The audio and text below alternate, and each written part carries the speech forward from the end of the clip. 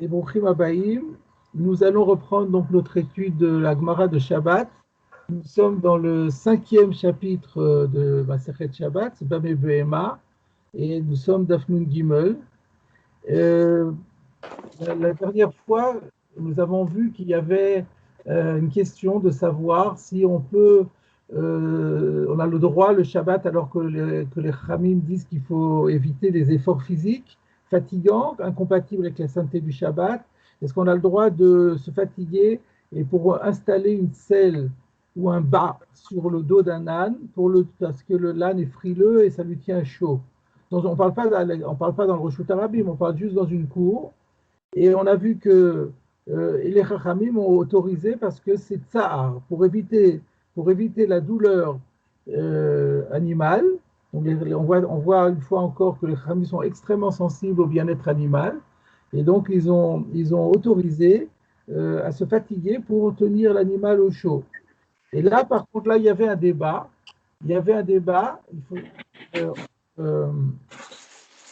Entre Rav et Shmuel pour savoir si c'est pas. Il faut fermer les micros, s'il vous plaît. Pas seulement les micros, il faut fermer les caméras, je veux dire également.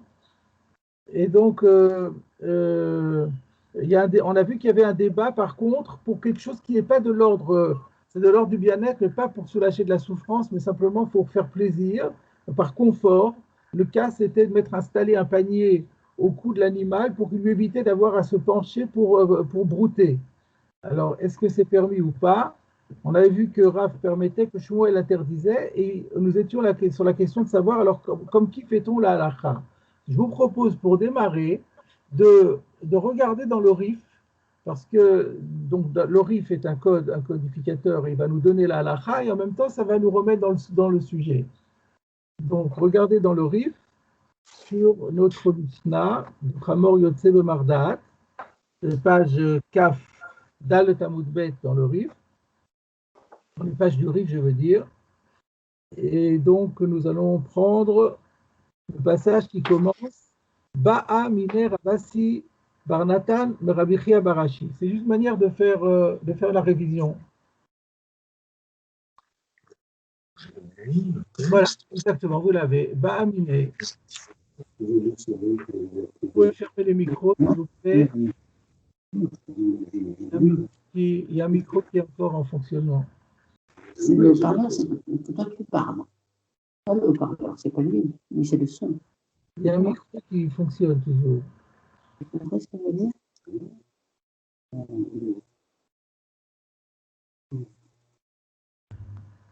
Alors, Ba'aminer Abassi Barnatan Merabichia Barashi.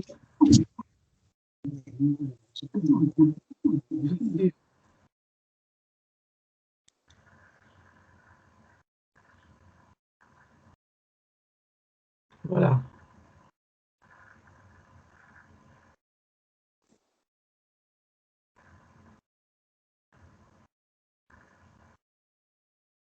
Merci beaucoup. Ba'aminer Ravasi Barnatan Merabichia Barashi. Ravasi Barnatan a posé la question à Rabichia Barashi. Maouliten Mardat al-Gabechamor Beshabbat. Est-ce qu'on a le droit de poser une selle ou un bas sur le dos de l'âne le jour du Shabbat? Entre parenthèses, la question n'est pas de savoir si on peut sortir avec dans la rue, ça a été traité indépendamment, mais la question de savoir si on peut simplement se fatiguer à le porter pour le poser sur le dos de l'âne. Amarle Moutar, il lui a dit que c'est permis. Le Rif intervient en deux mots, il dit la lacha est comme ça. Aval Krastal. Alors, on avait vu que chez nous, on avait la version Trascal. C'est les mêmes lettres, mais dans un mot différent. Donc, il m'est tapé ce qu'on fait. Aval Krastal, donc c'est le fameux panier qui contient de l'orge et qu'on suspendrait au cou de l'animal. Rav Shari ou Shmuel Assar. C'est ce que je vous ai dit tout à l'heure dans la synthèse introductive. Rav permet, Shmuel interdit. Maintenant, la question est de savoir comment est la halakha. Il cheta que Shmuel. Donc la halakha, elle est comme Shmuel. Alors que d'habitude, on a une règle que dans les problèmes rituels, et là, sans les problèmes rituels, on suit la position de Rav. Ici, la halakha va suivre Shmuel dans le sens de l'interdit. Donc on n'a pas le droit, on a le droit de se fatiguer pour soulager la souffrance, mais pas pour du confort de l'animal.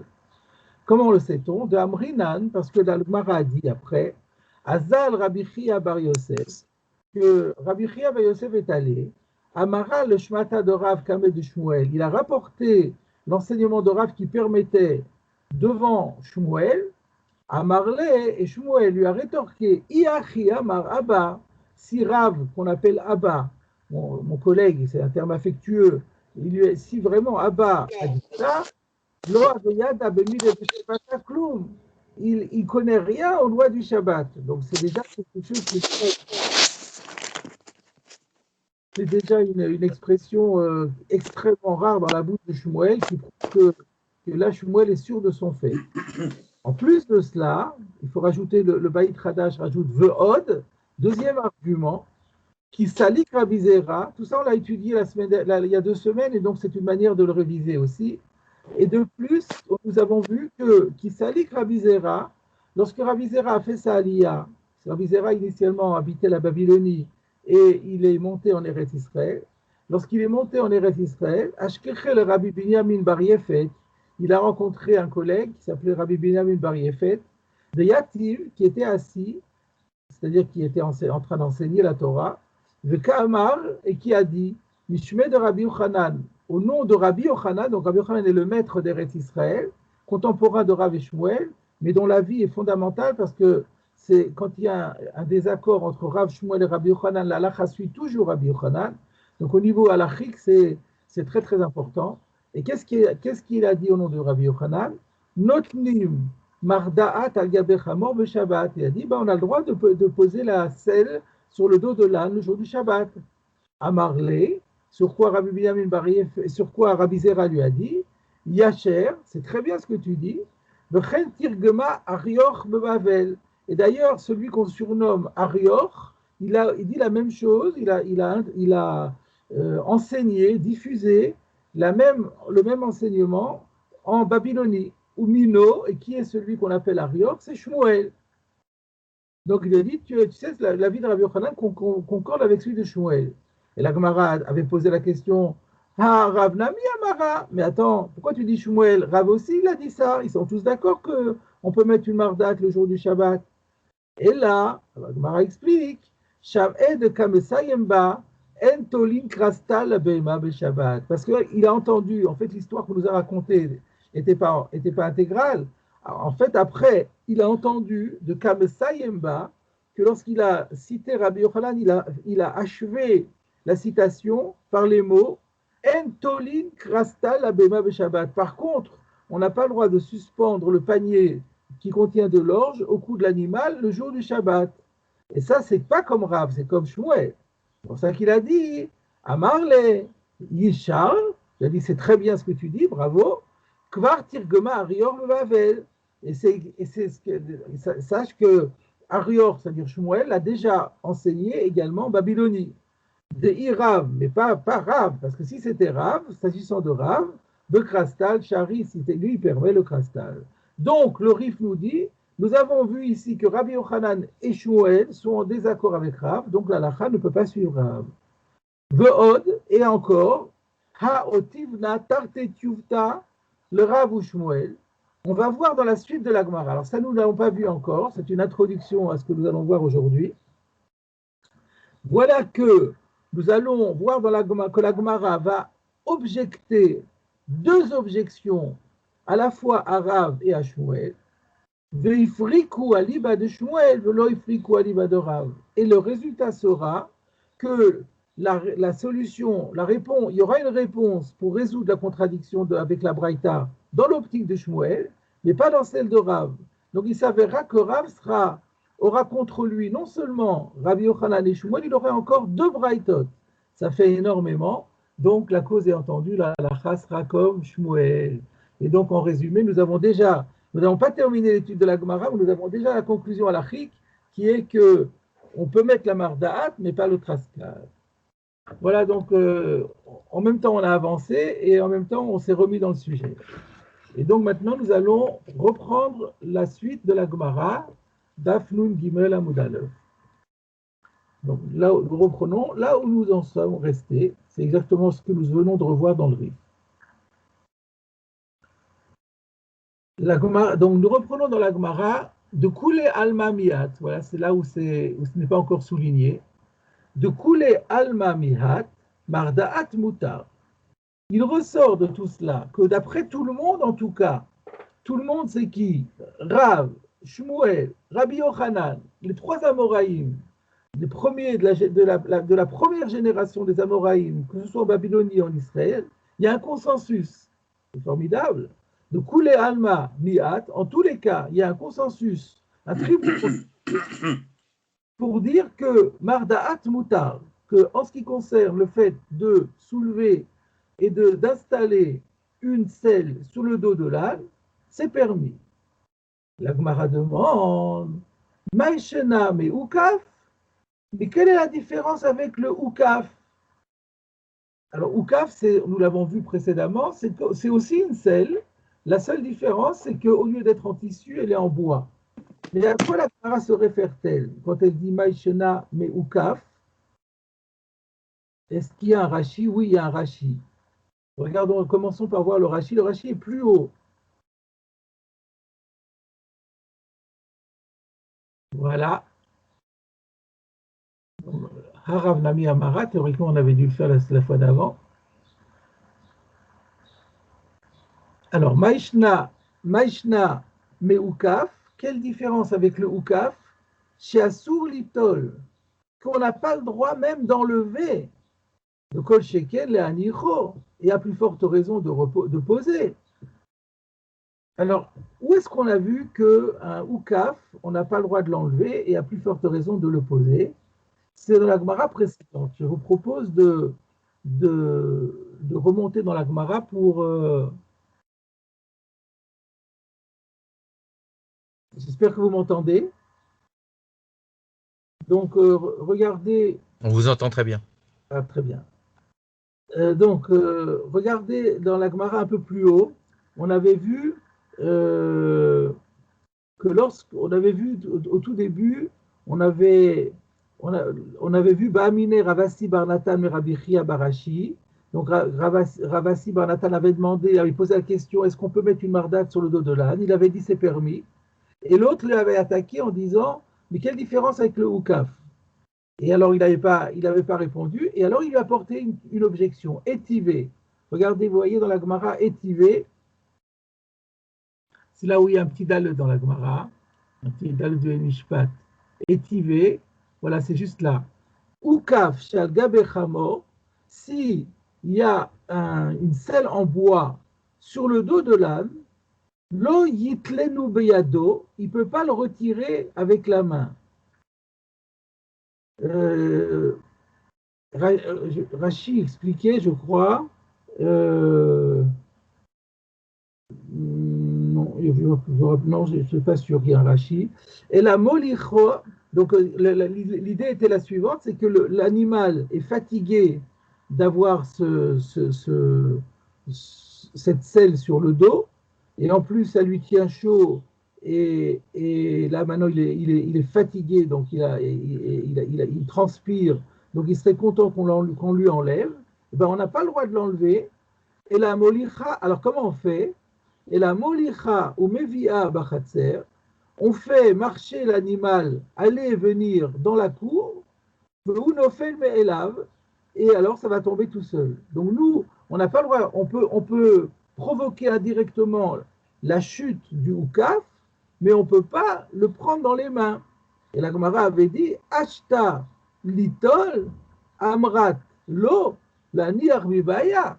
Si déjà retirer, qui demande moins d'efforts que de l'installer, et on a quand même interdit, et je me demande si Rashi, je me demande si Rashi, Rashi avait dit autre chose. Il avait dit que charger, il y a un problème parce que il donne l'impression qu'il a l'intention de lui mettre un fardeau par-dessus et de sortir avec. Donc c'est encore dans le fait de poser, il y a des problématiques supplémentaires qui se surajoutent à la simple question de la fatigue. Et là, tandis que dans l'enlevé, il n'y a pas tout ça. Et si même enlever le oukaf, on n'a pas le droit, alors c'est sûr que l'installer, on n'aura pas le droit. Et donc là, il lui pose la question, pourquoi une selle en tissu, on aurait le droit, et le oukaf, on n'aurait pas le droit? C'était la question qui avait été soulevée, et elle n'avait pas eu de réponse à l'époque, parce qu'on avait dit, Rav, c'est pas grave, Rav, de toute façon, c'est un Tana, lui, il n'est pas dérangé. S'il y a une Braïta qui pense différemment de lui, on a un principe Rav Tana ou Pali. De sorte qu'on n'a jamais eu de réponse à cette question. Mais maintenant, la Gemara, donc maintenant nous comprenons que la Gemara revient à cette même question. Et elle dit, tu ne peux plus me répondre comme avant que Rav Tana ou Palig, parce que là, ce n'est pas seulement Rav qui est remis en question, c'est Shmuel et Rabbi Yochanan. Et Shmuel et Rabbi Yochanan, ce sont des Amoraïm qui n'ont jamais prétendu être en désaccord, pouvoir être en désaccord avec des Braïtot. Donc, eux, il faut qu'ils rendent compte de cette Braïta de Oukaf. Et c'est ça la question de la Gemara. Donc, nous revenons à notre Gemara. Maïshena me Oukaf, selon selon Shmuel et selon Rabbi Yochanan, qui permettent d'installer une selle en tissu sur le dos de l'âne, comment comprennent-ils cette braïta qui non seulement ne permet pas de le mettre, elle ne permet même pas d'enlever une selle du dos de l'âne? Réponse de la Gemara, Shani atam de Efshar de Nafimi Meila. Eh bien là-bas c'est différent puisqu'il y a une solution qui permet de faire tomber sans qu'on ait à se fatiguer. Ça peut tomber tout seul. Alors évidemment, si on peut économiser les efforts tout en soulageant l'animal, on n'a pas à se fatiguer. Et c'est pour ça que comme là-bas, il suffit simplement de faire marcher, à faire des allées-venues à l'animal dans la cour et la selle va tomber toute seule. Alors là, dans ce cas-là, on ne permet pas. Et donc, apparemment, ça sera la même chose d'ailleurs pour la mardaat.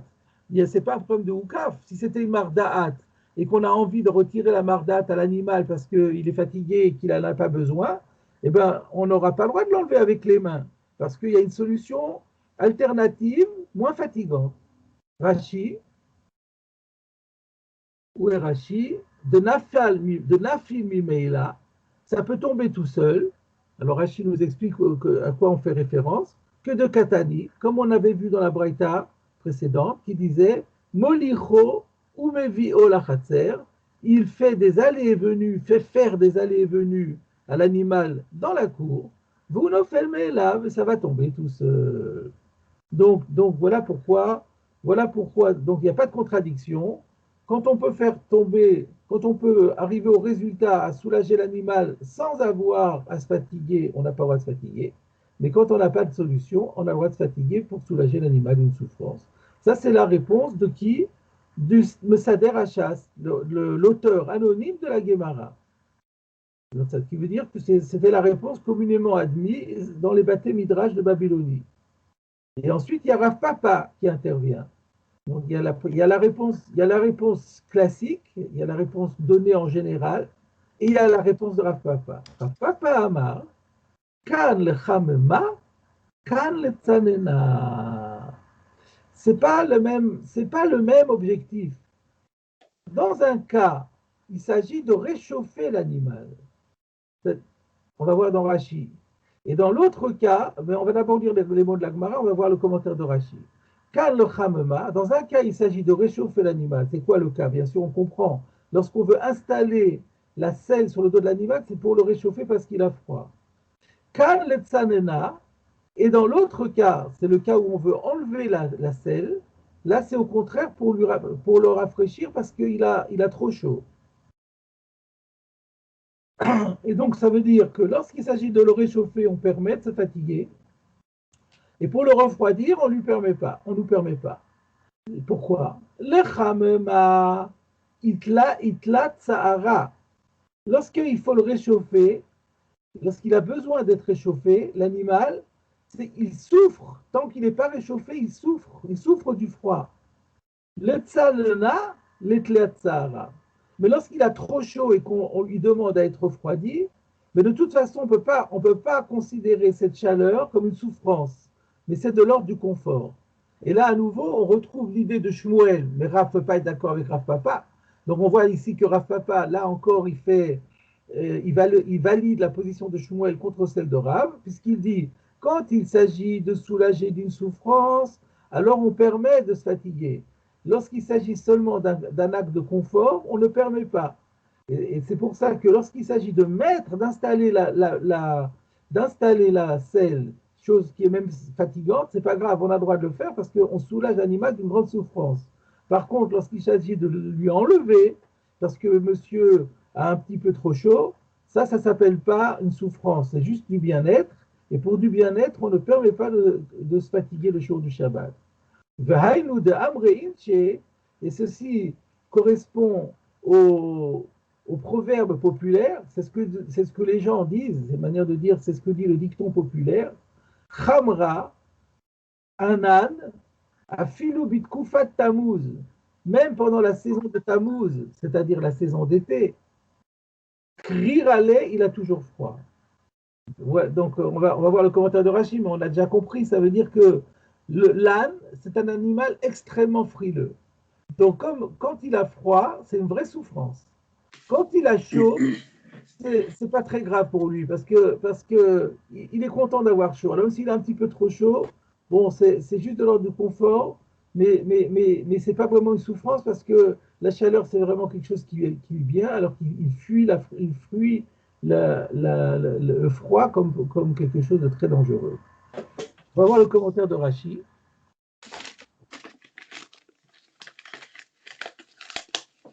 Kan le Chamema, dans Rashi, Marda'at Tsarich le Chamema. La selle, il en a besoin pour réchauffer l'animal. Ou mutar, mishum tsar betzina.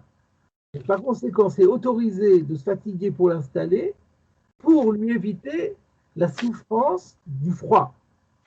Aval netila tukaf. Par contre, à contrario, retirer la selle, eno ela sheitztanen. Ce n'est pas pour un autre but que pour le refroidir, pour le rafraîchir. Shenitramema alede masoui, parce qu'on parle d'un cas où elle s'était échauffée par le fait qu'elle avait porté une lourde charge, et donc elle avait transpiré, elle s'était beaucoup échauffée. Alede masoui, vous allez dire, on n'a pas le droit de porter un massou le Shabbat. Alors Rachid dit, Shenitramema alede masoui, shenasami beodium. Sans doute que le vendredi après-midi, elle a fait un grand voyage avec une charge très, très, très lourde. Et donc, en arrivant le vendredi soir à la maison, à domicile, l'animal a très, très chaud. Et donc, il serait heureux qu'on lui enlève sa selle. Mais si on ne l'enlève pas, ça ne nous dérange pas. Parce qu'on sait très bien qu'il va se refroidir tout seul.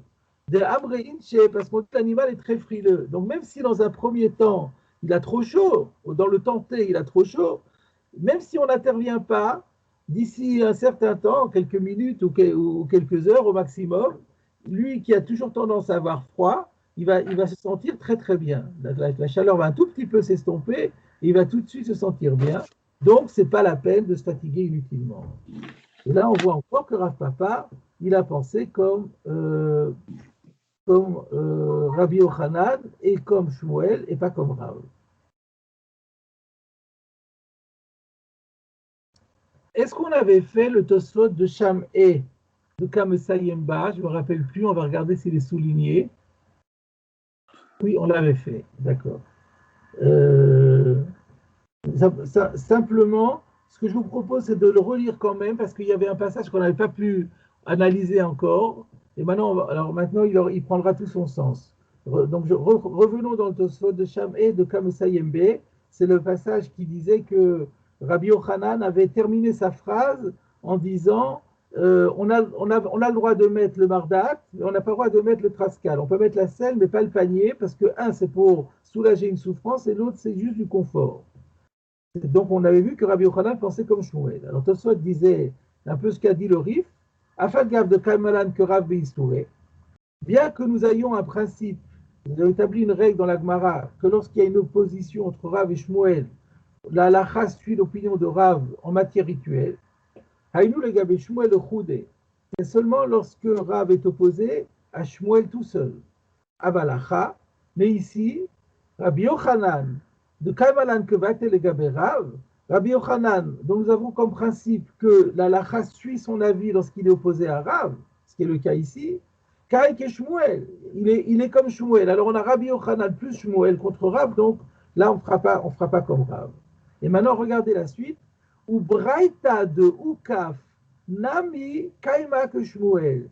Et la Braïta de Ukaf, c'est celle qu'on vient de voir, qui a dit qu'on n'a pas le droit d'enlever le Ukaf, on n'a pas le droit d'enlever la selle en bois, il faut faire des allées-venues à l'animal pour que ça tombe. Parce que c'est simplement un problème de confort. Kaima que Shmuel. Cette Braïta aussi, elle pense comme Shmuel. Elle va d'après Shmuel. Le maï de Meshani, kan le chamema, kan le tanona. Alors, Tosfot rajoutait, elle va comme Shmuel en fonction de la réponse qu'a donné Rav Papa, que dans un cas, il s'agit de chauffer, et dans un cas, il s'agit de refroidir. Donc, quand on a lu ça la dernière fois, on n'a pas pu expliquer. Donc, maintenant, j'explique. On a posé la question de la Braïta de Ukaf, qui contredit le principe de Mardaat. Et on a donné deux réponses. La première réponse était que lorsque c'est Nafin Mimeila, que quand ça tombe tout seul, dans ce cas-là, on ne permet pas de se fatiguer inutilement. Et d'après cette première réponse, cette réponse convient à Rav aussi. Donc il n'y a pas, d'après la première réponse, il n'y a pas de preuve que la Braïta n'est pas en accord avec Rav. C'est pour ça que Tosfot dit le maï de Meshani kan le chamema kan le sanonat, c'est-à-dire d'après la seconde réponse, la réponse de Rav Papa, là, la réponse ira que d'après Shmuel et pas d'après Rav, puisque le Tzanona, il considère que c'est simplement un Ta'anoug, c'est pas un Tsahar, mais il n'en reste pas moins que d'après Rav, même pour un Ta'anoug, c'est autorisé. Donc on voit que Rav Papa, selon Rav Papa, la Braïta est en désaccord avec Rav. Voilà ce que nous avons la compréhension complète, pas complète, mais en tout cas de ces passages. Il reste encore un petit passage à la fin du Tosfot qui fait référence à la suite de la Gemara et sur lequel peut-être on reviendra aussi quand on aura vu la Gemara. Voilà, nous avons donc à ce stade, on a l'impression que tout est réglé. La lacha, elle est comme Rabbi Yochanan et Shmuel. On a le droit de se fatiguer pour soulager l'animal d'une souffrance, mais pas pour lui apporter du confort. Curieusement, la Gemara n'a pas dit son dernier mot et elle continue à attaquer aussi bien Rav que Shmuel. Donc nous reprenons la Gemara. Métivé, objection de la part de la Gemara qui va apporter une braïta qui, semble-t-il, va s'opposer à ce que nous avons étudié. Que dit cette braïta? Cette braïta, la Masoret Hachas nous signale qu'elle est extraite de la Tosefta au 5e chapitre de Shabbat. Que nous dit cette braïta? Lo yetse asus bezanav shu'al velo bezarurit sheben einav. Donc lo yetse, ici on parle pas d'être dans la cour, on parle de sortir le Shabbat dans le Reshut Harabim. Quand on dit on ne sortira pas, ça sous-entend dans le Reshut Harabim. On n'a pas le droit de faire sortir le cheval dans le Reshut Harabim, bezanav shu'al, avec une queue de renard, velo bezarurit. Alors zarurit, nous avons une note qui renvoie à l'explication que donne le Harour, qui dit Lachon shel zehurit shetolin le sous mishum noi. En fait, c'est une bande de soie rouge qu'on avait l'habitude de mettre entre les yeux du cheval pour l'esthétique. Donc il y a deux choses qu'on mettait entre les yeux, entre les deux yeux, sur le front quoi, sur le front du cheval. On avait l'habitude de mettre soit des queues de renard, soit des bandes de soie rouge. On n'a pas le droit de les mettre sur le cheval si on veut faire sortir le cheval dans le Reshut Harabim le jour du Shabbat. Nous allons voir le commentaire de Rashi. C'est quoi cette queue de renard? À quoi ça sert? Regardez Rashi. Bezanav shu'al shechtolinlo ben einav.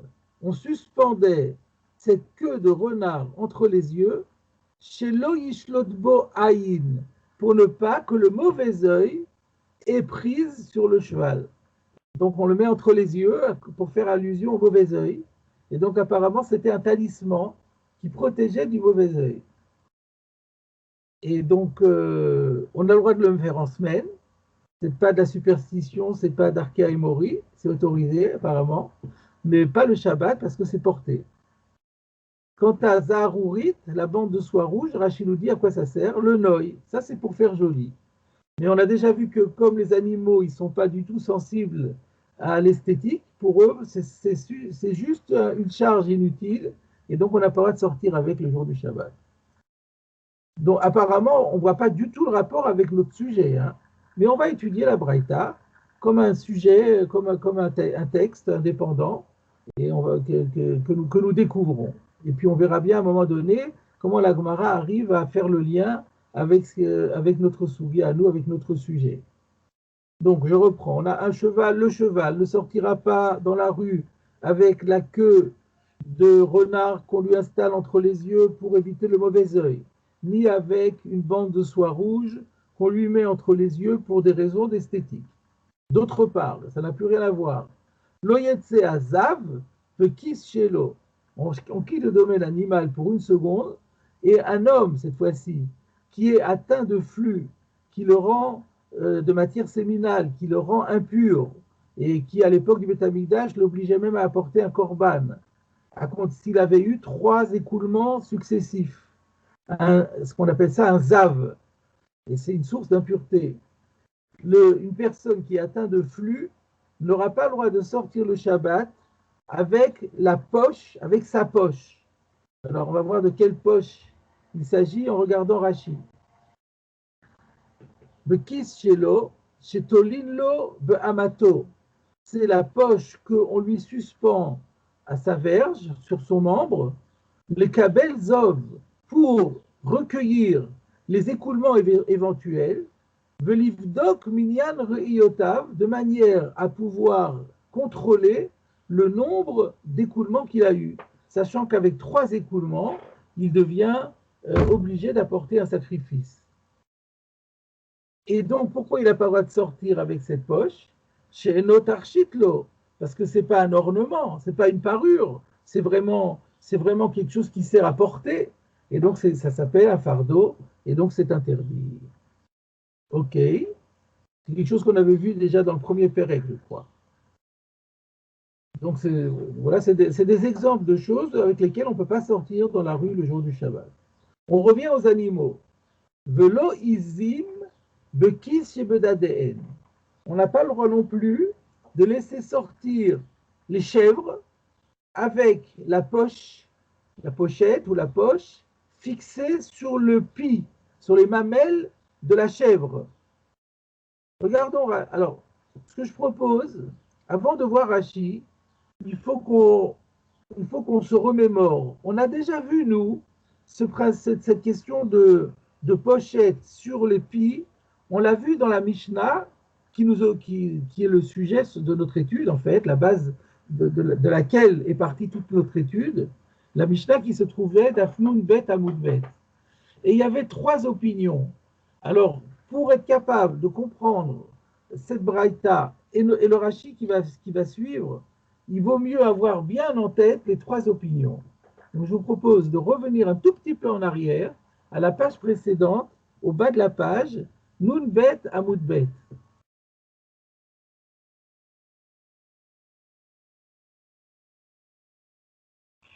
Voilà, vous avez la Mishnah au bas de la page, on va la relire rapidement.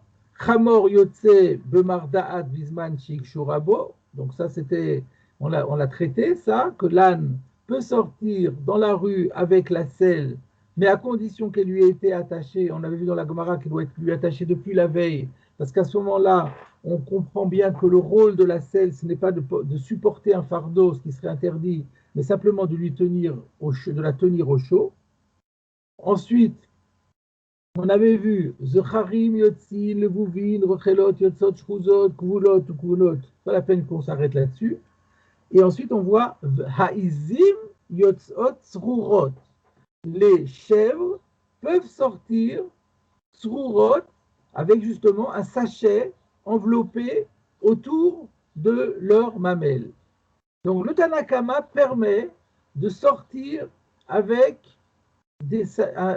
un sac accroché aux mamelles de la chèvre.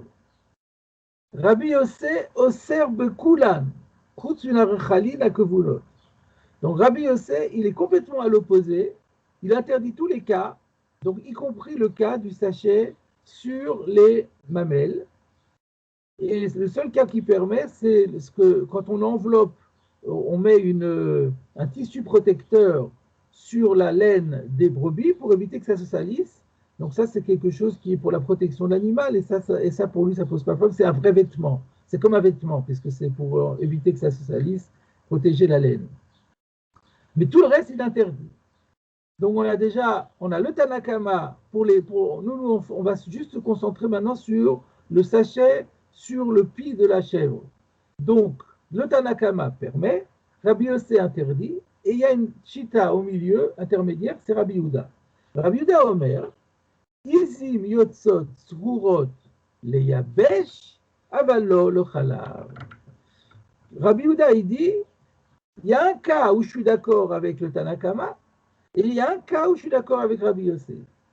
Si c'est les yabesh, si c'est pour assécher le pied de la chèvre, on avait expliqué qu'il y a des cas où le propriétaire de la chèvre est intéressé à ce que la chèvre cesse de donner du lait, soit parce qu'il veut qu'elle puisse redonner des petits, retomber enceinte, si on peut parler comme ça d'un animal, et donner des petits, et tant qu'elle continue à allaiter, elle peut pas concevoir.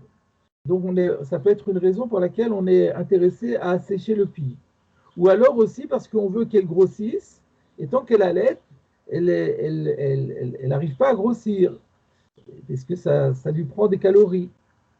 Donc, pour une de ces deux raisons, on peut fixer des sachets sur le pied de manière très solide, très serrée, et ça va finir par assécher le pied. Ça, Rabbi va dire, c'est autorisé. Par contre, si c'est pour recueillir le lait, parce que comme le jour du Shabbat, on n'a pas pu traire la chèvre, donc les mamelles sont pleines de lait et ça risque de couler et on risque de perdre du lait, alors on voudrait mettre des sachets pour recevoir le lait. Ça, il interdit. Alors que le Tanakama, même cela, il permet. Rashi avait expliqué pourquoi est-ce qu'il ne permet pas, Rabbi Yehuda, il ne permet pas de mettre le sachet pour le lait. Rashi avait dit, c'est les derniers mots du dernier Rashi de la page, de l'homme et Adak Shapir. Parce que c'est pas bien accroché, parce qu'on ne veut pas, dans ces cas comme ça, on ne veut pas serrer trop fort. Et si on ne serre pas trop fort, ça risque de tomber. Et si ça tombe, il va vouloir le ramasser et le porter pendant Shabbat. Par contre, quand c'est pour assécher le pied, c'est serré très fort, ça ne risque pas de tomber. Donc, on récapitule. Le Tanakama fait pas la... Donc, nous jusqu'à présent, dans la Mishnah, on a vu que la raison pour laquelle on serait intéressé à mettre un sachet aux mamelles, elle est double. Ça peut être soit pour assécher le pied, soit pour récupérer le lait. Et on a vu que le Tanakama permet dans les deux cas, pour les deux objectifs. Rabbi Yossé interdit dans les deux objectifs. Et Rabbi Yehuda dit une fois oui, une fois non. Ça dépend si c'est serré solidement ou pas. Ça, c'est donc ce qu'on a vu dans notre Mishnah. Maintenant, nous trouvons une braïta. Et cette braïta, elle interdit. Elle fait pas de différence. Elle dit Lo izib kis shebedadeen. Donc, la question est de savoir comment on va expliquer la braïta. On pourrait très bien dire déjà que l'auteur de la braïta, c'est Rabbi Yossi. Mais c'est peut-être gênant de dire que c'est seulement Rabbi Yossi et pas le Tanakama ni Rabbi Yehuda. Alors on va voir qu'est-ce que Rashi nous propose. Donc, nous revenons à notre Rashi.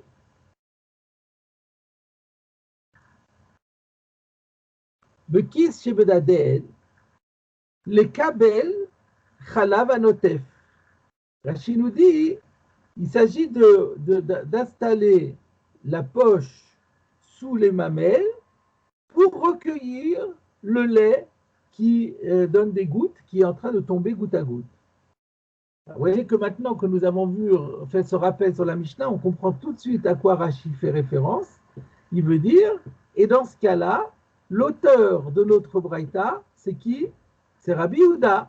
Rabbi Yehuda qui avait interdit, qui avait accepté que l'animal sorte si c'est serré fortement pour assécher le pied, mais pas si c'est pour recueillir le lait.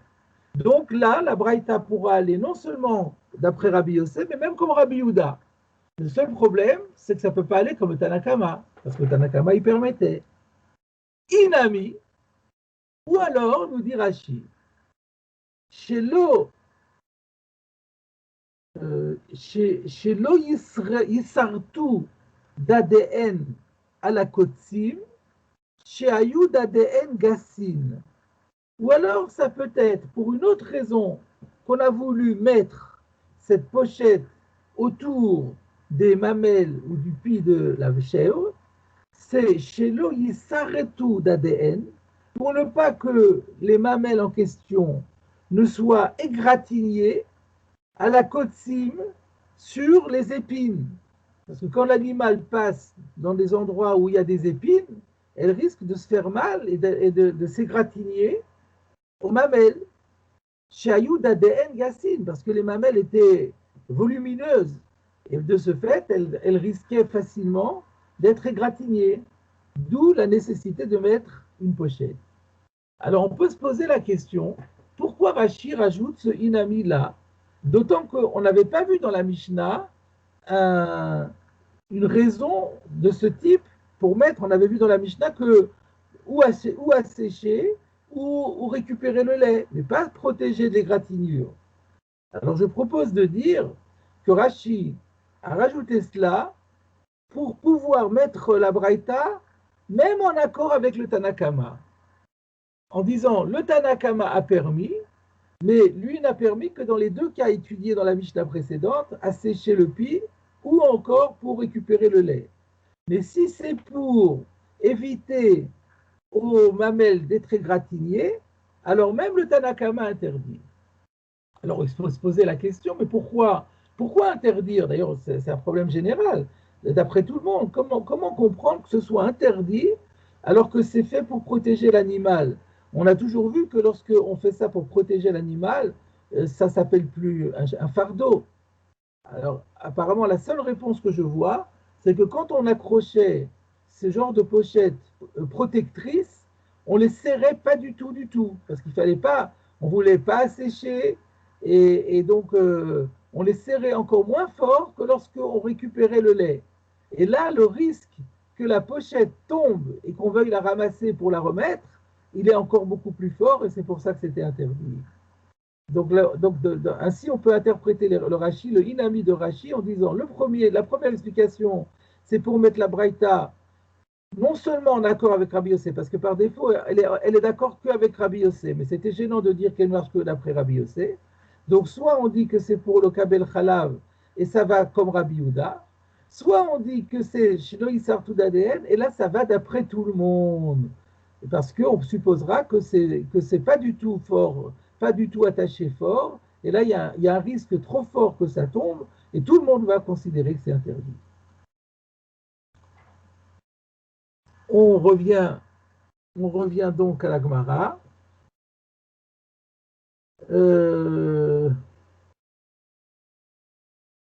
Où est-ce qu'on était dans la Braïta? Donc, loïzim bekis l'ADN, velo para bechassom shebefia. On n'a pas le droit non plus de laisser sortir la vache avec chassom. C'est quoi chassom? Nous avons un verset dans la Torah, lotarsom shor bedishor. Tu ne muselleras pas le bœuf quand il est en train de fouler le blé. Donc, chassom, c'est mettre une muselière. La vache ne peut pas sortir dans la rue avec la muselière chez Befia qu'on a attachée à sa gueule. Regardons Rashi. Chassom chez Befia, chez Chosminota, on avait l'habitude de la museler chez le tir et Besadot Acherim, pour ne pas qu'elle vienne à brouter dans les champs qui appartiennent aux autres, c'est du vol. On sait qu'Abraham Avinu faisait extrêmement attention à ça et que les bergers de Abraham s'étaient querellés avec les bergers de Lot parce que les bergers de Lot, eux, ils laissaient leurs animaux brouter dans les champs des gens, ce qui est du véritable vol. Donc la règle, c'est que quand on laisse l'animal sortir tout seul, il faut le museler pour ne pas qu'il risque de brouter dans des champs qui ne nous appartiennent pas. Ukshemagi'in le makom maritam. Et lorsqu'on arrivait à l'endroit du pâturage, où là on avait le droit de les faire manger, notri notaemena, à ce moment-là, on enlevait la muselière. Ça, c'est ce qu'on faisait en semaine. Mais le Shabbat, c'est interdit, nous dit la Braïta, parce que ça s'appelle porter. On revient à la Braïta, qui nous dit encore, donc on a déjà vu donc le cheval avec sa queue de renard, avec sa bande de soie, on a vu celui qui atteint de flux avec la poche qu'il a sur sa verge, on a vu les chèvres avec la poche sur les mamelles, la vache avec la muselière sur la gueule, et on continue encore. Velo sayachim betraskelin shebefiem le reshut arabim. Et on n'a pas le droit non plus de laisser sayach, c'est des jeunes chevaux, c'est-à-dire des poulains en français. Un jeune cheval, c'est un poulain. On n'a pas le droit de laisser sortir des poulains avec le trascal, le fameux trascal, c'est-à-dire ce panier qui contient de l'orge, qui serait attaché au cou de fiem sur leur bouche, avec la bouche à l'intérieur, pour leur permettre de manger sans se baisser. On n'a pas le droit de sortir avec le reshut arabim. Alors on est un peu étonné ici de ce mot le reshut arabim, parce qu'en fait, tout ce qu'on a vu, c'était le reshut arabim. Et au point qu'il y en a qui disent que le Dikdukei Sofrim dit qu'il faut enlever le mot les reshut arabim. C'est une erreur de copiste qui a été provoquée par la suite de la Gemara où on va parler du reshut arabim.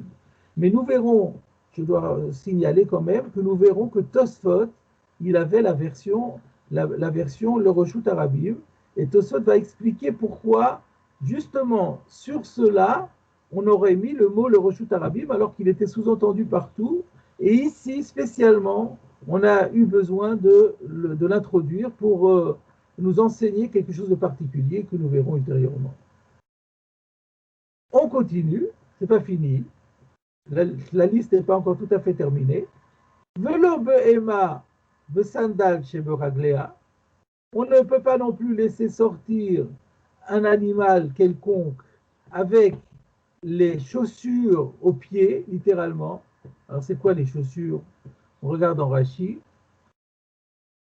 Le sandal chez Beraglea, chez Osinla sandal chez Matechet, chez Loyaziku Avanim. On avait l'habitude, pour certains animaux, de fabriquer des sortes de chaussures en métal, en fait, et qu'on installait sur le pied pour ne pas que les pierres endommagent le pied de l'animal. Donc, pour pas que l'animal se fasse mal au pied, on protégeait son pied par une sorte de chaussure en métal. Et bien, cette chaussure en métal, on n'a pas le droit de lui mettre le jour du Shabbat parce que ça s'appelle porter. Pas considéré comme un vêtement, mais comme une charge. Ok? Velo bekamiya afapi shiu mumche. Ça, on a déjà vu ce que c'est kamiya. Kamiya, c'est une amulette. C'est-à-dire, en général, il y a deux sortes d'amulettes. Il y a ou bien, donc c'est une petite poche à l'intérieur duquel on a glissé un parchemin sur lequel est écrite une formule qui est censée apporter la guérison à celui qui est malade. Ou alors, ça peut être aussi des objets, des végétaux, des minéraux, quelque chose dont on pense qu'ils ont une vertu curatrice et qu'on mettait aussi dans une pochette accrochée au corps de l'animal. C'est ce qu'on appelle mais le plus courant, c'est le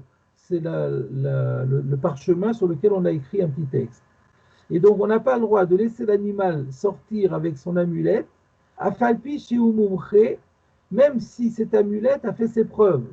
On a déjà vu ça, Kamiya Mumche, c'est-à-dire Kamiya littéralement expert, et ça veut dire qu'il a fait ses preuves. On a déjà eu trois situations où ce Kamiya a guéri un animal. Et donc, Et donc, on aurait pu, donc on peut pas remettre en doute l'efficacité de ce Kamiya. Et malgré tout, on ne permet pas de sortir avec le jour de Shabbat dans la rue. Rashi explique, comme je l'ai dit, Mumche, non, Kamiya d'abord. Kamiya,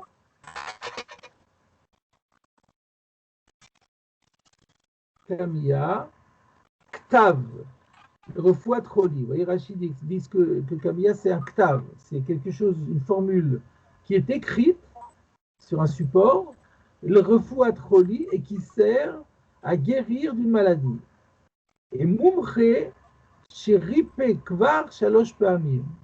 Cette amulette a déjà guéri 3 fois. Et donc, quand on sait que 3, c'est le Chazaka, si par 3 fois ça a fonctionné, il y a une présomption que c'est quelque chose qui marche très bien. Et bien, malgré tout, ce n'est pas permis. On va voir, il faudra comprendre pourquoi d'ailleurs. Et la Gemara l'expliquera plus tard. Et la Braïta d'ailleurs termine et elle dit, elle termine pas, mais elle conclut ce sujet de l'amulette par la phrase suivante. Vezou chomer babehema mibe adam. Et là d'ailleurs, il y a un caractère, nous trouvons ici, un caractère aggravant de l'animal par rapport à l'homme. C'est-à-dire on est plus sévère. La Braïta relève comme quelque chose qui est un peu spécial, qui est un peu même étonnant, c'est qu'il s'avère sur ce point qu'on se montre plus sévère lorsqu'il s'agit d'un animal que lorsqu'il s'agit d'un homme. Qu'est-ce que ça veut dire? Là, il y a un rachi un peu long, on va voir le rachi. Zechomer mi bebehema mi be'adam kasal kadate ashta. Vous savez ce que ça veut dire, kasal kadate? À ce stade, la Gemara a compris que, sous-entendu, mais par la suite, on va changer le sens. Mais à ce stade, ashta, maintenant, à ce stade, voilà comment on est censé comprendre cette phrase.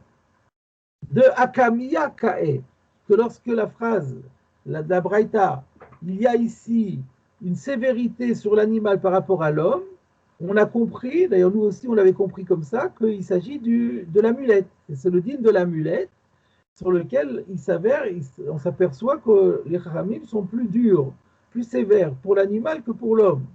Pourquoi? D'Amrinan le Kaman, parce que nous verrons plus loin, de Perek Bame Isha Yotsa, dans le 6e chapitre. Là, nous sommes dans le 5e chapitre qui parle de ce avec quoi l'animal peut sortir dans la rue.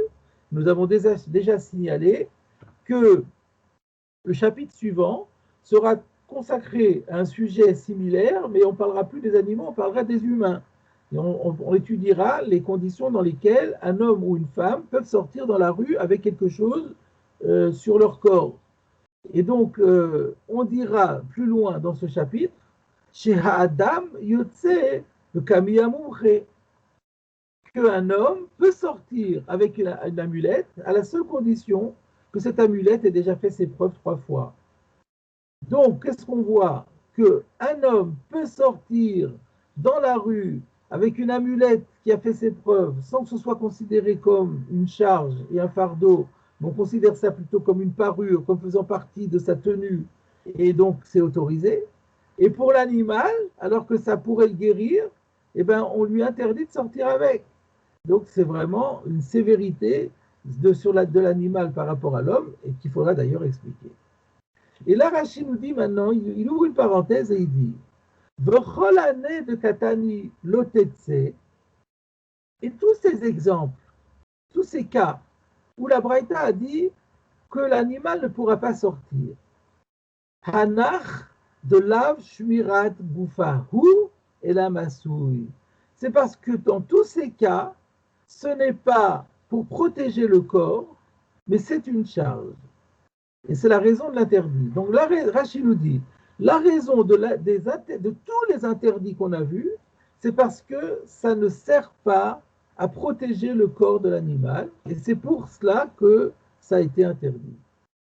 Alors Rachid se pose la question, le sandal, mais comment tu peux dire ça pour la sandale en métal? On a dit que la sandale en métal, c'était pour éviter qu'elle se fasse mal aux pieds avec les pierres. C'est bien pour protéger le corps de l'animal. Alors il dit oui, sandale, c'est différent. Mishum de Dilma Mishtalif va-t-il atouiller. La sandale, c'est une autre raison. C'est une raison qu'on a déjà vue par ailleurs, c'est qu'on a peur que Mishtalif, qu'elle se dégage, elle se défasse du pied, elle tombe par terre, va-t-il atouiller et qu'il en vienne à porter. Donc, si on les reprend tous, si vous voulez, on va déjà les reprendre tous, vérifier ce que Rashi a dit. Alors, effectivement, la queue de renard et la bande de soie, c'était pas pour protéger l'animal. Encore qu'on avait dit que c'était contre le mauvais œil, mais ça s'appelle, on peut considérer que nous, on n'admet pas que ce soit une véritable protection. Et les gens y croient, mais nous, on n'y croit pas. Donc, ça ne protège pas l'animal. Donc, c'est pas bon. Ensuite, le zav bekisshelo, bien sûr, c'est pour porter les flux qu'il pourrait avoir, et donc c'est pas du tout pour le protéger. Par contre, là, pour la chèvre, il y a un petit problème, parce que Rashi a donné deux explications. La première explication, c'était pour recueillir le lait. Alors là, je suis d'accord. Si c'est pour recueillir le lait, ce n'est pas une protection d'animal. Mais la deuxième explication, qui était pour éviter que le pis soit écorché sur les épines, c'est pour protéger le corps. Donc là, on ne comprend pas. Alors je propose de dire, surtout que nous, on avait expliqué que ce inami-là, la raison en était que parce que ça tient pas du tout, c'est pas solide et ça risque de tomber et on risque de le porter. Ça serait la même raison que pour les chaussures. Alors ce que je propose de dire, c'est que Rashi est d'accord avec ce que je dis là. Il l'a pas signalé parce que comme il avait donné deux exemples, il avait donné deux explications sur Kiss chez Bedadehen. Alors il s'est seulement référé le Kabel Khalav. Il n'a pas voulu s'étendre davantage, ça aurait été compliqué, il aurait dû dire.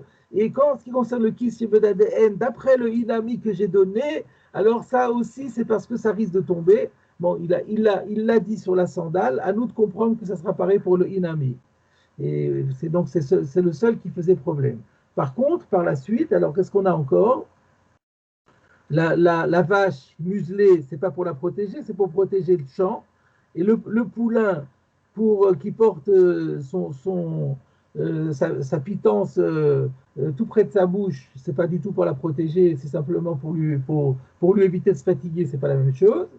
Et la sandale, on en a parlé. Et alors l'amulette, c'est justement, apparemment, c'est oui pour la protéger, mais c'est qu'apparemment, on considère que ça ne fonctionne pas.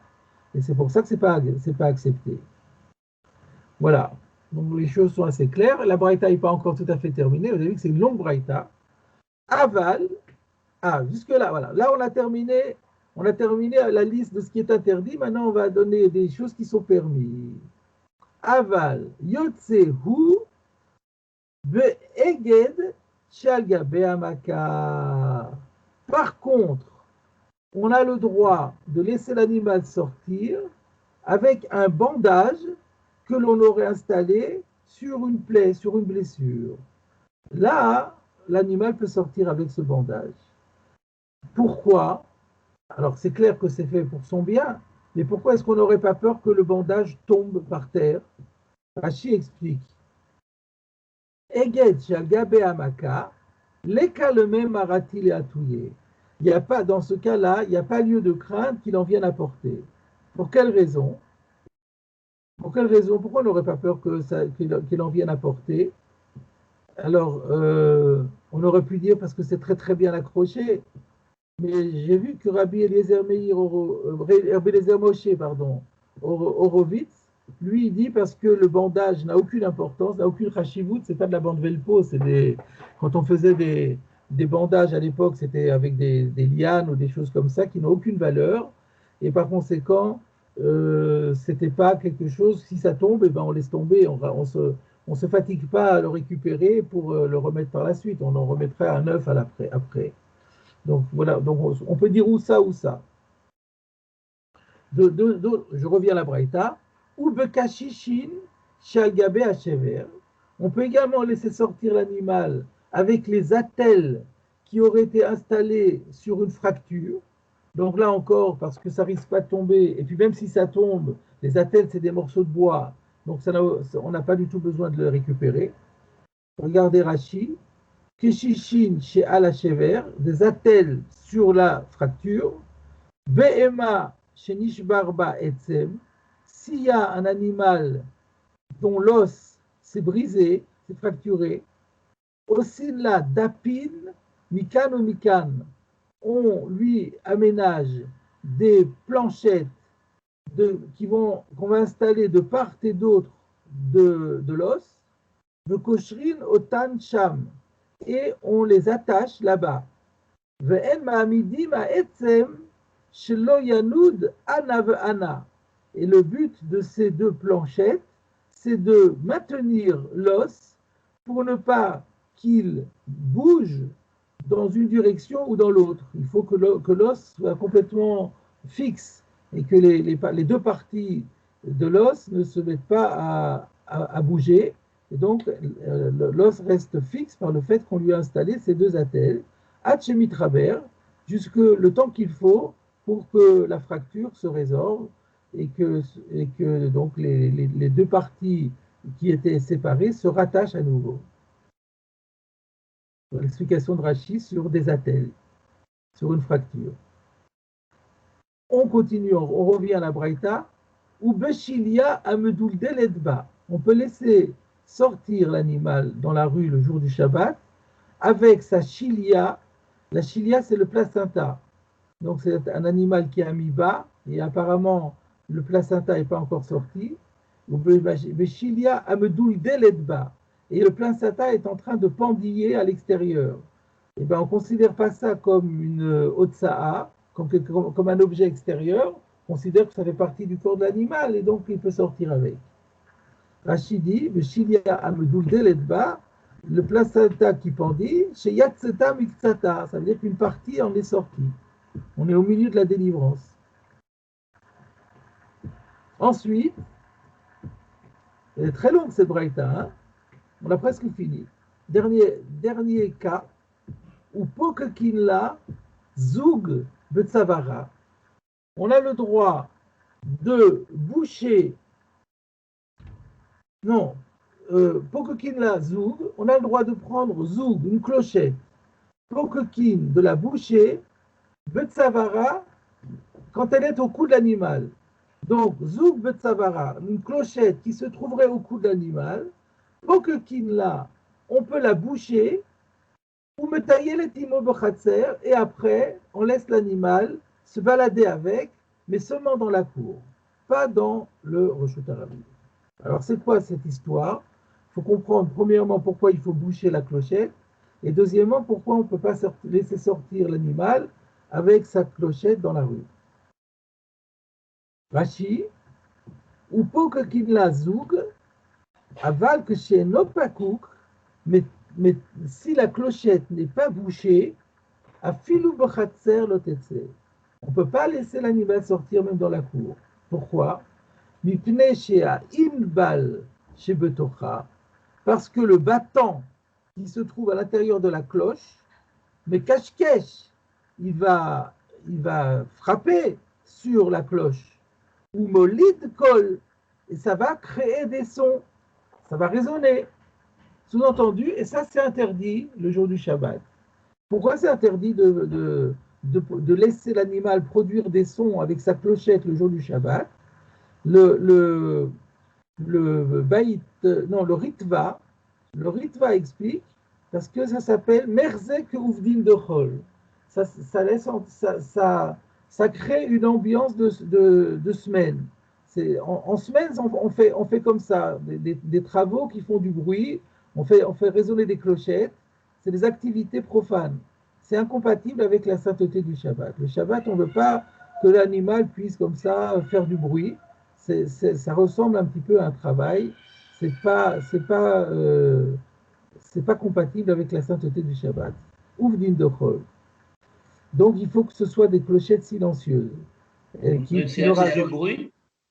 Pardon, et le bruit, oui. On avait vu dans le début de Shabbat des machines aussi qui faisaient du bruit, on les interdisait le jour du Shabbat. Exactement. C'est-à-dire là-bas, il s'agissait de Rechaim Shel Maïm, les meules à eau, ce qu'on a installé avant Shabbat. Donc nous, on ne fait rien. Ça travaille tout seul. Ça devrait être permis.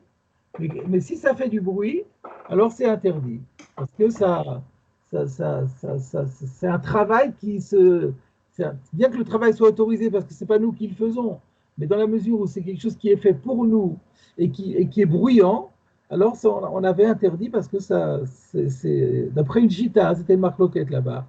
Et en tout cas, il y avait un auteur qui disait que, Rav Yosef, je crois, qui disait que c'était incompatible avec la sainteté du Shabbat. C'est un peu, j'ai l'impression, moi aussi, j'ai pensé comme vous, que le Ritva, quand il disait ça, il se référait à ce din de Rechaim Shel Maïm, tout en se laissant la possibilité de dire que là-bas c'est une marloquette, mais qu'ici peut-être c'est différent et que même celui qui permet là-bas interdira ici. Parce que là-bas, c'est quelque chose qui est un travail qui a commencé avant Shabbat, alors que là, c'est quelque chose qui se produit pendant Shabbat, donc ça peut être différent. Alors donc, on revient au Rashi. Le kar, donc pour éviter ce bruit, Pokek, il va boucher la cloche, Betsemer, avec de la laine, Obemouchin, ou avec du feutre, on a vu que Mouchin, c'était des morceaux, des morceaux de tissu, des petits bouts de chiffon. Chez l'œil cache-cache à une balle chez Betocha, pour éviter que le battant ne frappe à l'intérieur. Et là, Rashi, après avoir employé des termes techniques, va les traduire en français. Zoug, clochette. Donc, zoug, c'est une clochette. Et une balle, c'est un battant. En fait, c'est un battant. En vieux français, c'est Bateil, B-A-T-E-I-L, qui a donné le mot battant. Voilà, donc la clochette, on peut l'installer au cou de l'animal à condition de l'avoir rendue muette, ou metayelet bochatser. Et alors, on pourra laisser l'animal se promener avec dans la cour. Rashi, metayelet beotozu bochatser, elle pourra se balader avec sa clochette dans la cour. Avalot et sebol or shotarabim. Sous-entendu, mais par contre, on ne pourra pas laisser sortir l'animal avec dans le Roshut Arabim. Pour quelle raison? Que me farèche le Kama me perkin. Alors Rachid nous dit, pour que vous compreniez tout de suite la raison pour laquelle on ne permet pas dans le Roshut Arabim, parce qu'apparemment on aurait pu dire, mais ça c'est vraiment une parure, donc d'après ceux qui permettent les parures, on devrait permettre ça. Mais il y a une raison qui sera donnée plus loin dans notre Pérec, d'Afnunda le Talmud Bet, donc dans une page en fait, et on va dire de Merzé, que Ma'an d'Azil Chinga. Parce que Merzé, il donne l'impression, Mir'e, que Ma'an, comme quelqu'un de Azil qui va, le Chinga, au marché aux bestiaux.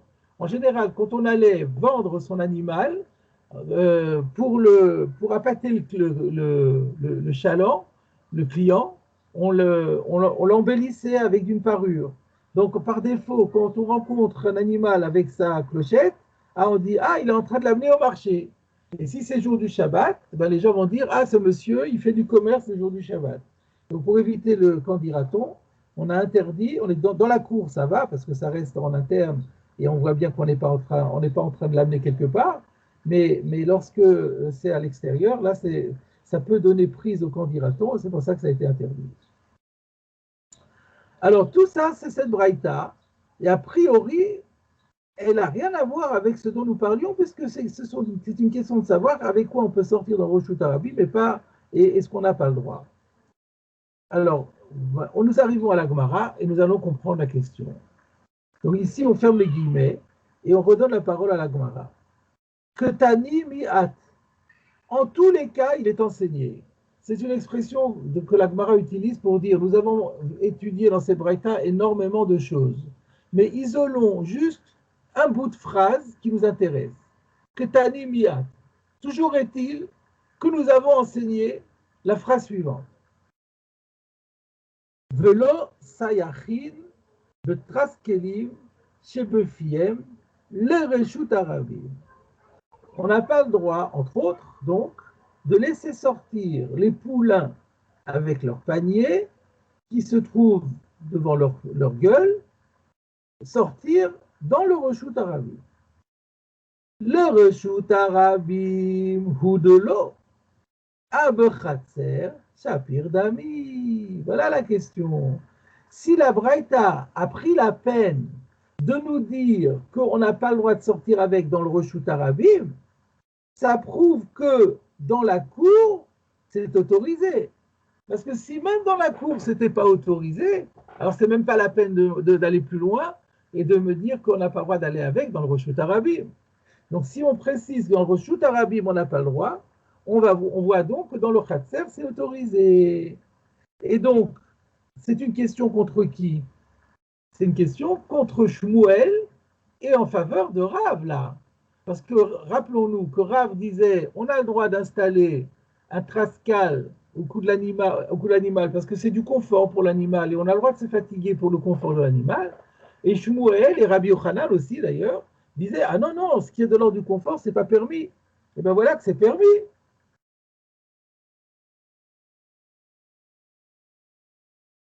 Alors la Gemara, elle introduit dans sa question, elle introduit déjà la réponse. Elle dit, Maïlav, Begdolim, ou Mishum Ta'anoug, n'est-ce pas que ici on parle de poulains qui sont déjà adultes et que par conséquent le panier qu'on installerait pour eux, ce serait Mishum Ta'anoug, c'est pour leur faire plaisir.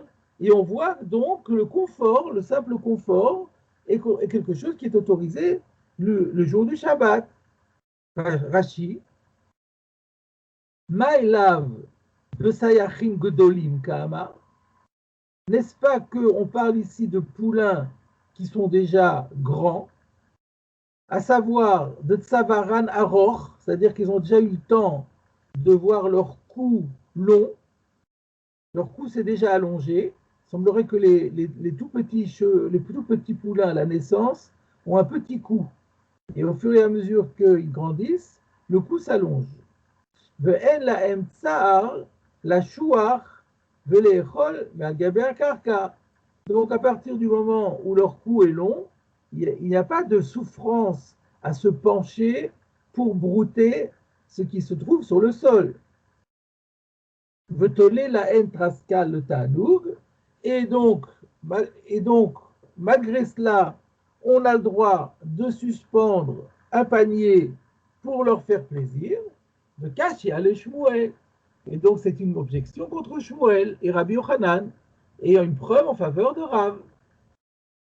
Donc on voit que la Gemara, elle n'a pas, nous on pensait que c'était réglé, la Gemara n'a pas terminé encore dans le contentieux qui oppose Rav et Shmuel et Rabbi Yochanan sur ce dîme de Traskal. Et là on a trouvé une braïta qui vient, c'est une sorte de volte-face, là, jusqu'à présent on attaquait toujours Rav, et là c'est l'inverse, on a trouvé une braïta qui vient porter main forte à Rav contre Shmuel. Et la Gemara réfute et elle dit, lo, mais non, c'est pas de ça qu'il s'agit. Bektanim ou Mishum Tsa'ar. Ici, la Braïta, elle parle pas des grands poulains, elle parle des tout jeunes poulains. Bektanim, ils sont encore tout petits. Ou Mishum Tsa'ar. Et là, l'autorisation a été donnée pour leur éviter une véritable souffrance. Rashi, Ketanim, Arkovoteen Gvoim Betsavaran Katan. Les petits poulains, leurs genoux ou leurs jambes, leurs pattes sont déjà hautes, mais leur cou est petit. Pour eux, c'est une vraie souffrance de se pencher sur le sol, de les rôles pour manger. Et donc, Shmuel dit, on retrouve mon principe. Le principe est ta'anoug, le confort est interdit, soulager la souffrance est permis. L'implication, c'est par rapport aux poulains. Quand c'est des grands poulains qui sont déjà adultes, eh bien, dans ce cas-là, pour eux, ils n'ont pas de souffrance à brouter au sol, ce serait juste un petit confort, c'est interdit. Par contre, quand ils sont tout petits, quand ils sont tout jeunes, il y a une dissymétrie entre la hauteur des jambes et la petitesse du cou, qui fait que c'est une vraie difficulté pour eux de brouter par terre. Et pour éviter cette difficulté qui est une vraie souffrance, alors là, effectivement, la Braïta nous autorise à se fatiguer pour les soulager de leur souffrance. Et donc, on a donné, Shmuel s'en est sorti en plaçant la Braïta en plaçant dans un jeune poulain. En réalité, on pourrait dire qu'il y a une indication qui est conforme à ce que dit Shmuel, parce que je m'étais étonné, pourquoi on parle de poulain? Avant, on avait parlé d'un cheval. On en pouvait continuer à parler de cheval. Pourquoi parler d'un jeune cheval? Alors maintenant, on comprend, parce que là, on parle d'un cheval qui est tout jeune. Et que le fait qu'il est tout jeune change toute la problématique. Donc, ça serait une preuve en faveur de Shmuel. La Gemara va aussi apporter une preuve en faveur de Shmuel, mais elle n'apportera pas ma preuve. Apparemment, la sienne est encore plus forte que celle que j'ai apportée, mais c'est quand même une indication positive. Avant de voir la suite de la Gemara, il y a ici un Tosfot qui pose une question évidente. Je m'attendais à ce que vous la posiez d'ailleurs. Regardez, donc Tosfot se fixe sur le Dibour Amatril, Maïlav Begdolim ou Mishum Ta'anoug. Donc c'est la Gemara qui a dit, voilà, on voit que la Mishnah interdit de sortir avec le panier au cou dans le Reshut Harabim, mais par contre elle permet dans la cour. Et n'est-ce pas qu'il s'agit de grands poulains, et donc on voit que même pour du confort, c'est autorisé. Vim Tomar, on se demande, Oumaï Kushia, mais où est le problème? Dilma Acha, Maïre Betraskal, Shenitla Merev Shabbat. Peut-être que la Braïta, qui permet de sortir qui interdit de sortir dans la rue, mais qui permet de sortir dans la cour, parle peut-être d'un trascal, d'un panier, Shenitla Merev Shabbat, qui a été suspendu depuis le vendredi, Aval Litlot Beshabbat, Afilu B'Chatzer Asur. Mais s'il s'agissait de suspendre le panier le jour du Shabbat, même dans la cour, c'est interdit. C'est-à-dire, on parle de choses complètement différentes. La question, elle est très très forte. Notre problème est de savoir est-ce qu'on a le droit de se fatiguer à installer un panier au cou de l'animal le jour du Shabbat. On nous amène un texte qui dit on peut laisser le cheval se balader dans la cour avec son panier. On n'a pas dit quand est-ce que le panier a été mis. Peut-être que ce panier il a été installé avant Shabbat. Donc en fait, là, il faudrait répondre. On a installé, Shmuel aurait pu répondre, installer le panier le Shabbat, c'est interdit. Mais ce dont il est question ici, c'est de laisser le cheval se balader dans la cour alors que le panier lui a été fixé dès vendredi après-midi. Donc la question, elle ne démarre même pas. C'est une question qui est tout à fait évidente. Voyons la réponse. Veterat. Alors là, il y a un problème ici, parce que veterat, ça veut dire il a répondu. Mais qui a répondu? Donc dans les annotations de Oz Hadar, il dit il y a visiblement le lachon ici doit être corrigé. Il y a deux solutions. Soit qu'il manque le nom du Baal HaTosfot qui a donné cette réponse. Il faudrait mettre 3 points de suspension. Veterat, Rabbi un tel, et on ne sait pas qui c'est. Ou alors, il faut corriger pas par veterat, mais par teritz, c'est-à-dire répond. C'est pas très courant le Tosfot teritz. Ce qu'on aurait attendu, c'est si c'est Veim Tomar, c'est Veyesh Lomar. Mais bon, c'est quelque chose qui n'est pas très important. L'essentiel, c'est qu'on comprend que Tosfot nous propose une réponse. Qu'est-ce qu'il répond? De Diyek, que la déduction de la Gemara qui pose la question, mi de Nakat Reshut Harabim Gabetraskal Tfe Mishe'ar. Elle s'appuie sur le fait que la Braïta a mentionné le mot Reshut Harabim uniquement à propos du panier, plus que dans tous les autres. C'est ce qu'on avait remarqué quand on avait lu. On avait dit Lo Yetse Asus, il n'y avait pas écrit le Reshut Harabim. On arrive, Lo Sayachim Betratis Shefiem, le Reshut Harabim. On avait dit, mais qu'est-ce que ça vient faire, ce le Reshut Harabim? Je vous avais signalé que le Dikdouké Sofrim, il dit c'est une erreur, il faut l'enlever. On voit ici que Tosfot, il dit non, pas du tout, c'est pas une erreur, mais c'est effectivement, c'est la base même de la question de la Gemara. La Gemara s'est demandé pourquoi tout d'un coup, alors que c'était sous-entendu partout, dans tous les cas on parlait du Reshut Harabim, pourquoi quand on arrive au panier du poulain, on précise la reshut arabim. Donc, dans les mots de Diek, la Gemara a déduit, c'est basé pour sa déduction, Midenakat, du fait que la Braïta ait choisi de mentionner Reshut Arabim, le mot Reshut Arabim, Gabet Traskal, s'agissant au sujet du Traskal, fait plus Mishehar que tous les autres. De Kuluna, mais Reshut Arabim Aire, alors que tous les autres aussi ne parlent que du Reshut Arabim. Alors pourquoi est-ce qu'ici on l'a mentionné pas ailleurs? Il en a 4 Reshut Arabim. En fait, on a mentionné Reshut Arabim pour nous dire de Bechatzer Mutar Bechol Inyan. C'est pour insister, pour dire qu'il n'y a que le Reshut Arabim qui est interdit. Dans le Chatzer, tout est permis. C'est-à-dire, tout est permis, que le panier ait été accroché la veille ou qu'il ait été accroché le jour même. Il n'y a pas de différence. Donc, c'est le mot Reshut Arabim qui est superflu, qui est interprété pour nous dire tous les cas de Reshut de Chatzer sont autorisés. Voilà comment on peut expliquer la question de la Gemara. Je vous demande une seconde et j'arrive.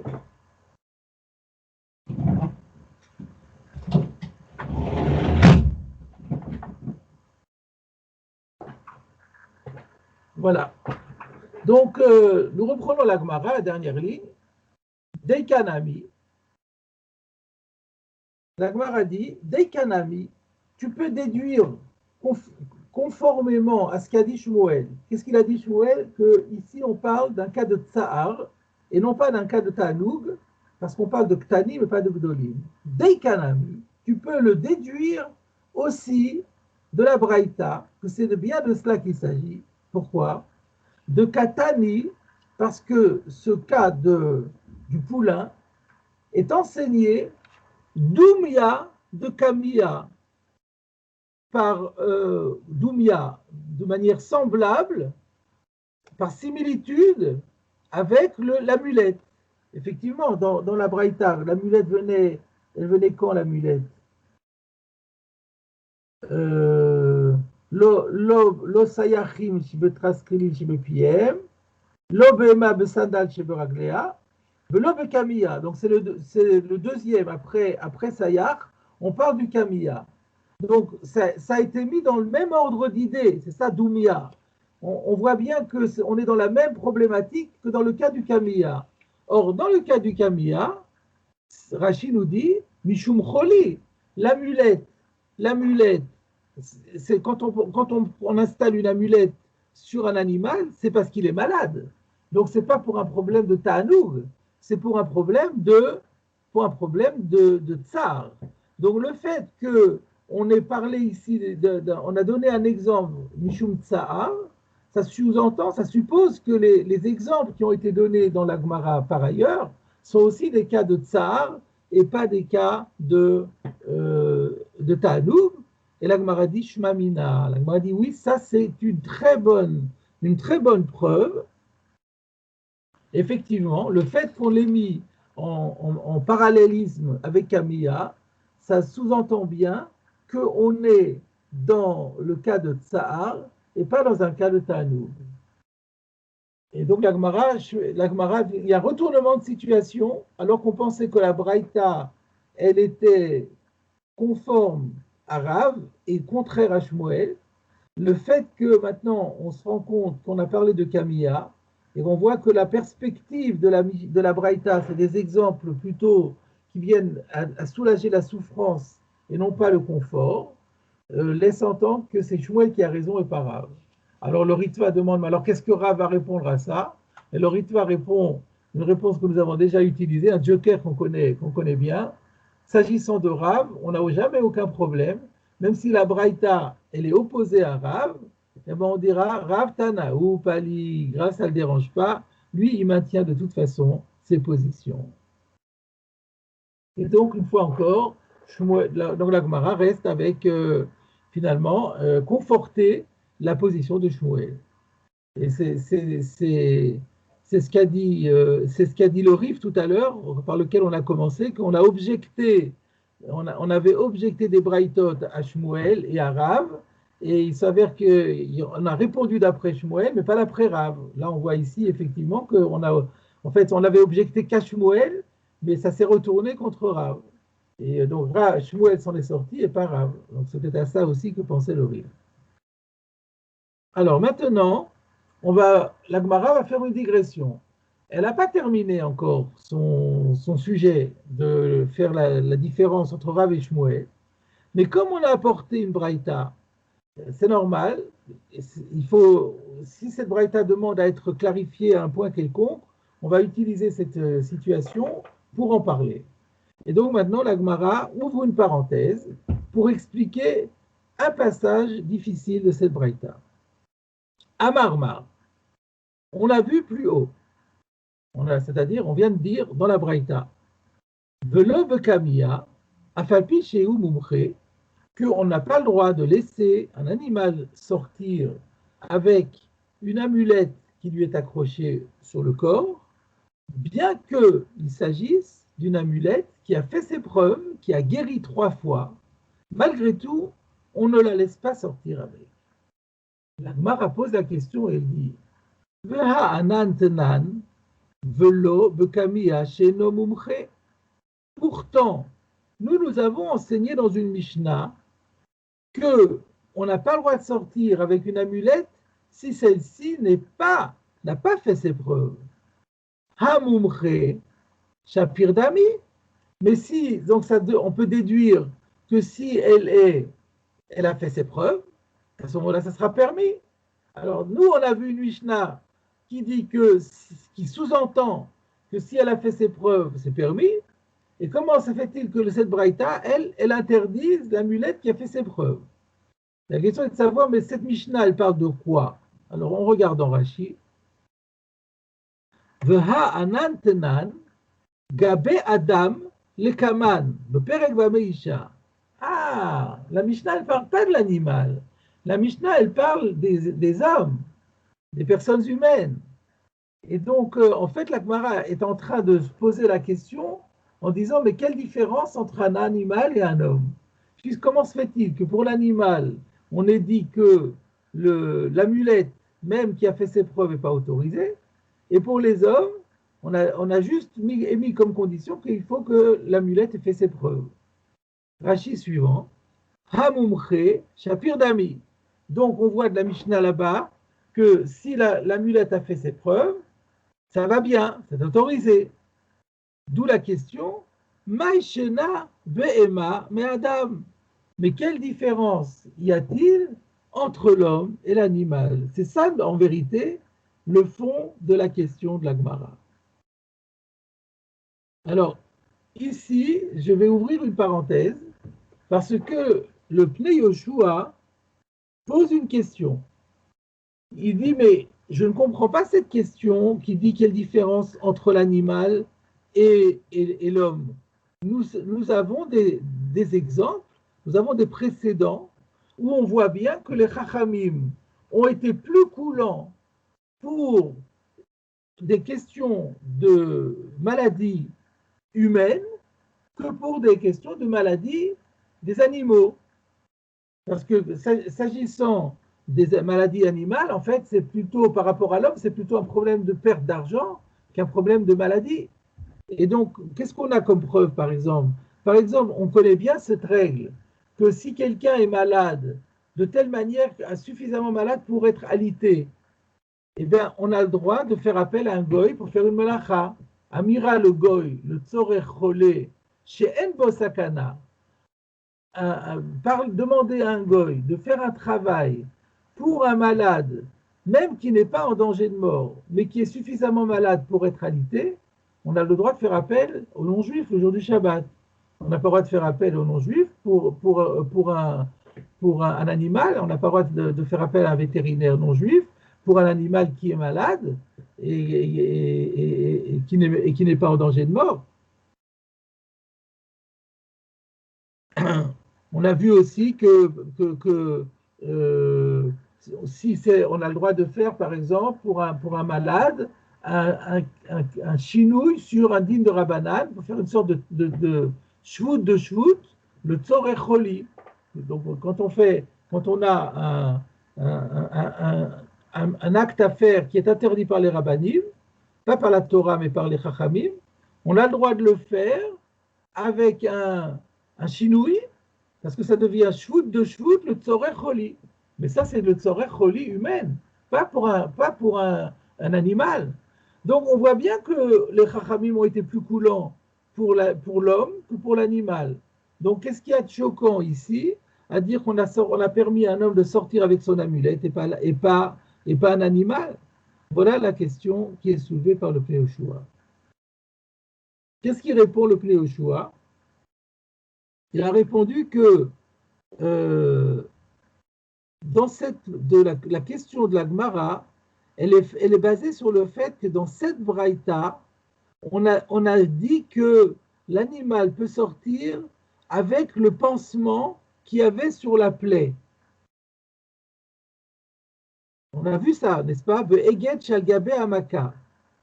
Donc, on voit qu'on a permis de sortir dans le Reshut Arabim avec quelque chose qui sert de guérison pour l'animal, qui peut soigner l'animal.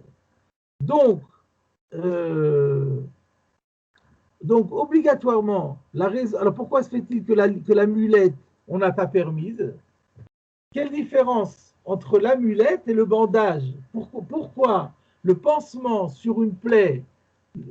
Là, on a deux choses vraiment comparables. On a un animal qu'on veut faire sortir dans le Reshut Arabim.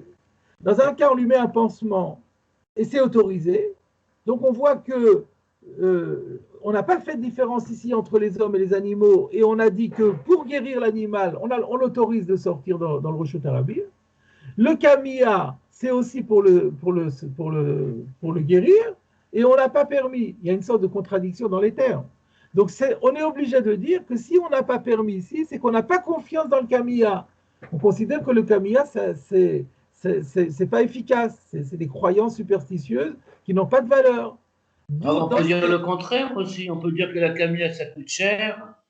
On va la porter dans le Reshut Arabim, alors que le bandage, s'il tombe, on ne le remettra pas. Non, mais le Kamiya, il n'y a aucun risque qu'il tombe. Le bandage pourrait peut-être tomber, mais le Kamiya, ce n'est pas quelque chose qui risque de tomber. On l'attache hyper solidement. Il n'y a aucun tirage dessus. Il n'y a aucun risque que ça tombe, le Kamiya. Et donc, si on a permis le Kamiya chez l'homme, s'il y avait un risque que ça tombe, en plus, s'il y avait un risque que ça tomberait, alors même chez l'homme, on ne permet pas.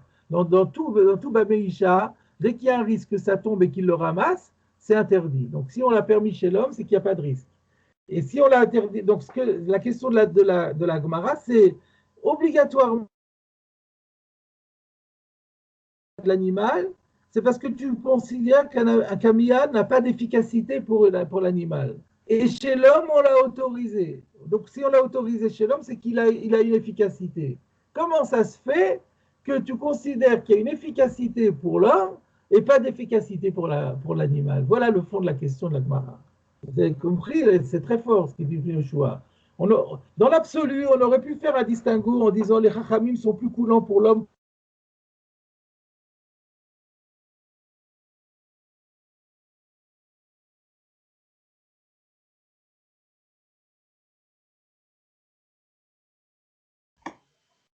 On n'entend plus Rav.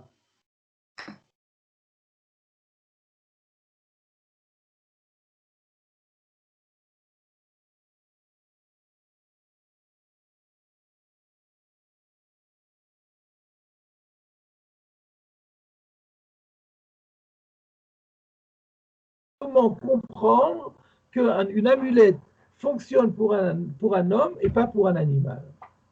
Revenons à la Gemara. La Gemara va dire, alors on reprend dans les mots, parce qu'on a fait une longue digression. Pourtant, nous, on a vu dans la Mishnah, pour les hommes qui disent,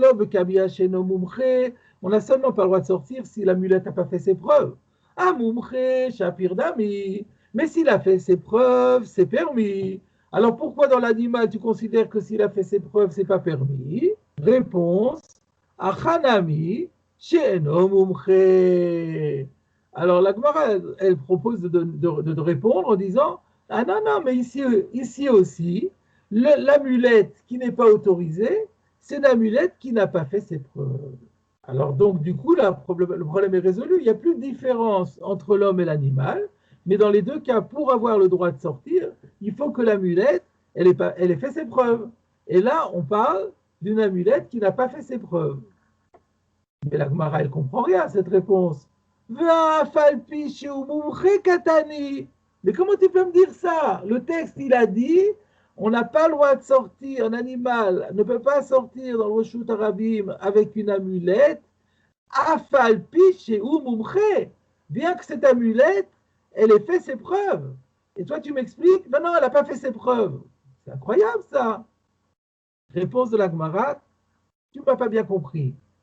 Mumche le Adam, veno mumche la Bema. Ah, ça change tout.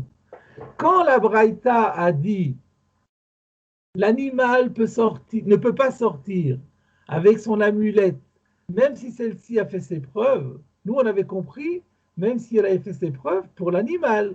Mais non, c'est pas ça qu'on veut dire. Elle n'a pas fait ses preuves pour l'animal. Elle a fait ses preuves pour l'homme. Donc l'amulette a marché 3 fois avec des hommes. Et maintenant, pour la première fois, on la teste sur un animal, on n'a pas le droit de sortir avec le Shabbat. Pourquoi? Parce que c'est pas le fait que ça a servi pour l'homme n'est en aucune façon une garantie que ça va servir pour l'animal. Voilà l'explication. Et donc, il y a plus la question est résolue.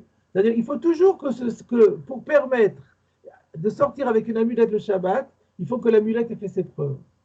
Et là, on parle d'une amulette qui n'a pas fait ses preuves. Mais quand le texte dit elle a fait ses preuves, ça veut dire qu'elle a fait ses preuves pour l'homme. Mais nous, on a besoin qu'elle fasse ses preuves pour l'animal. C'est clair? Alors la Gemara, elle s'étonne. Et elle dit, Umi ika mumche la Adam, velo ave mumche la behema.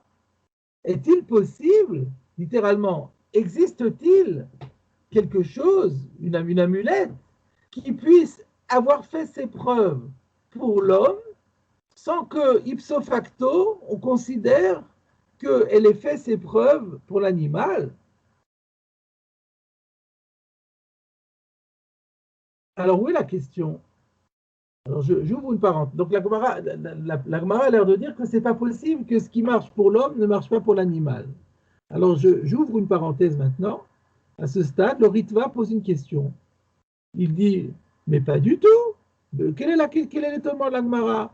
Bien sûr qu'on peut imaginer que quelque chose qui marche pour l'homme ne marche pas pour l'animal.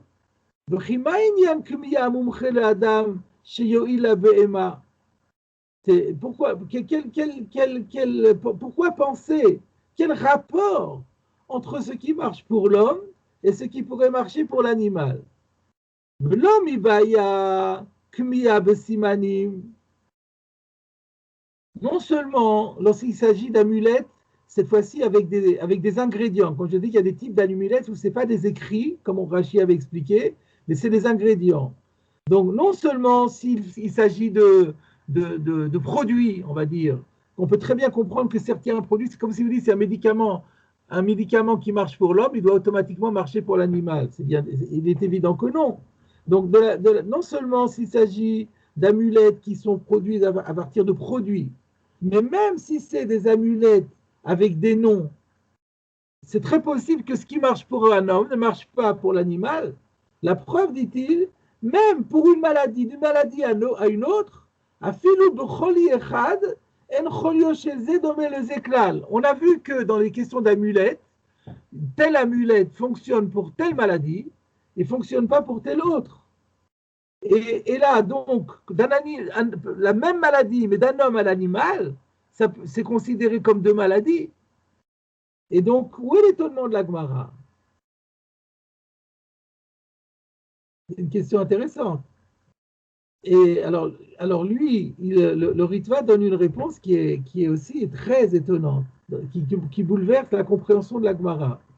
Il répond ici que lorsqu'on dit, mais c'est pas comme Rashi, Rashi n'avait pas dit ça, Rashi il avait dit Mumche, Sheripe Shalosh Pa'amim. Et enfin peut-être ça peut rentrer. Alors lui il dit que quand on parle ici de Mumche, ça veut dire que le praticien qui a fabriqué l'amulette, lui, il a guéri 3 fois. C'est lui qui a fait ses preuves. C'est ça ce qu'on veut dire. Que un praticien qui par 3 fois a conçu une amulette et cette amulette a guéri, ça prouve que maintenant c'est un grand spécialiste. Et à ce moment-là, là, c'est ça la question de la Gemara. S'il est spécialiste pour l'homme, il est spécialiste des amulettes pour l'homme, il n'y a pas de raison de supposer que sa science qui marche pour l'homme ne marcherait pas pour les animaux. C'est la même science, c'est la science de l'amulette. Alors bien entendu, il faut pas prendre les mêmes types d'amulettes, mais quelqu'un qui s'y connaît en amulettes et qui a fait ses preuves, alors s'il a fait ses preuves pour l'homme, ça doit marcher aussi pour les animaux. Et c'est ça la question de la Gemara. S'il est moumré pour les hommes, comment ne serait-il pas moumré pour les animaux? Voilà la question de la Gemara. Donc je reprends. La Gemara demande, est-il possible qu'une amulette qui marche pour les hommes ne marche pas pour les animaux? Le Ritva demande, et pourquoi pas? On voit bien qu'il y a des médicaments qui marchent pour les hommes et qui ne marchent pas pour les animaux, et vice-versa. Et lui comprend de dire, mais non, ici, la question de la Gemara est qu'on parle ici, on est en train d'exclure même une amulette qui a été produite par quelqu'un qui a fait ses preuves par 3 fois au niveau de l'homme, et même ça, la Mishnah, la Braïta ne l'accepterait pas pour les animaux, et là, c'est pas logique, parce que s'il est expert, et il a fait la preuve de son expertise en matière d'amulettes pour hommes, il y a toutes les chances qu'il sera tout aussi expert pour les animaux. D'où la question de la Gemara. La Gemara va répondre, on revient à la Gemara. La Gemara va dire, non, tu vas voir, il y a lieu de penser que ce qui marche pour l'homme ne marche pas pour l'animal, pour la raison suivante. Donc je reprends dans les mots de la Gemara. Umi imka mumche le adam, velo ave mumche la behema. Existe-t-il une possibilité d'amulette ou d'expert en amulette qui soit efficace pour les hommes et qui ne le soit pas pour les animaux? Et oui, c'est tout à fait possible. Pourquoi? Adam de Hitle Mazala, Mesayale, Be'eima de l'Etla Mazala, lo Mesayale. Il y a une différence entre l'homme et l'animal. L'homme, il a un mazal. Je ne traduis pas encore, hein. L'homme, il a un mazal, et donc l'amulette peut l'aider. L'animal n'ayant pas de mazal, il est possible que l'amulette ne l'aide pas. Qu'est-ce que c'est que cette histoire de mazal? Regardez Rashi. Mazalé, malach shelo ou melit salam. C'est son ange gardien. Un homme, il a un ange gardien. Malachelo. Dieu affecte à chaque personne, semble-t-il, un ange gardien, ou Mélit Salav, qui est chargé d'intercéder pour lui auprès d'Akadosh Baruch Hu. Donc, quand on fait une amulette, quelque part, c'est un appel à la bienveillance et à la miséricorde divine, et un homme, il bénéficie de la protection d'un ange gardien, d'un garde du corps, qui va faire porter ses prières à Akadosh Baruch Hu, qui va intercéder pour lui auprès d'Akadosh Baruch Hu. L'animal n'a pas évidemment cet avantage, et c'est la raison pour laquelle la Braïta considère que ce qui a fait ses preuves pour l'homme n'est pas encore suffisant pour l'animal. Voilà ce que dit Rashi chez nous. Alors, cela dit, cette notion de mazal, Adam Yeshlo Mazal, on la retrouve également au début de Bava Kama, d'Avbet Amoudbet. Pas à propos de l'amulette, mais on fait aussi cette distinction entre l'homme et l'animal, en disant qu'il y a des différences au niveau de l'homme et de l'animal par rapport à ce mazal. Alors, dans Bava Kama, Rashi a expliqué autrement.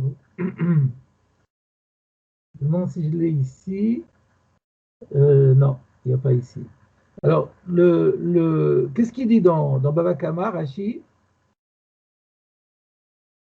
Un instant, j'ai oublié quelque chose ici.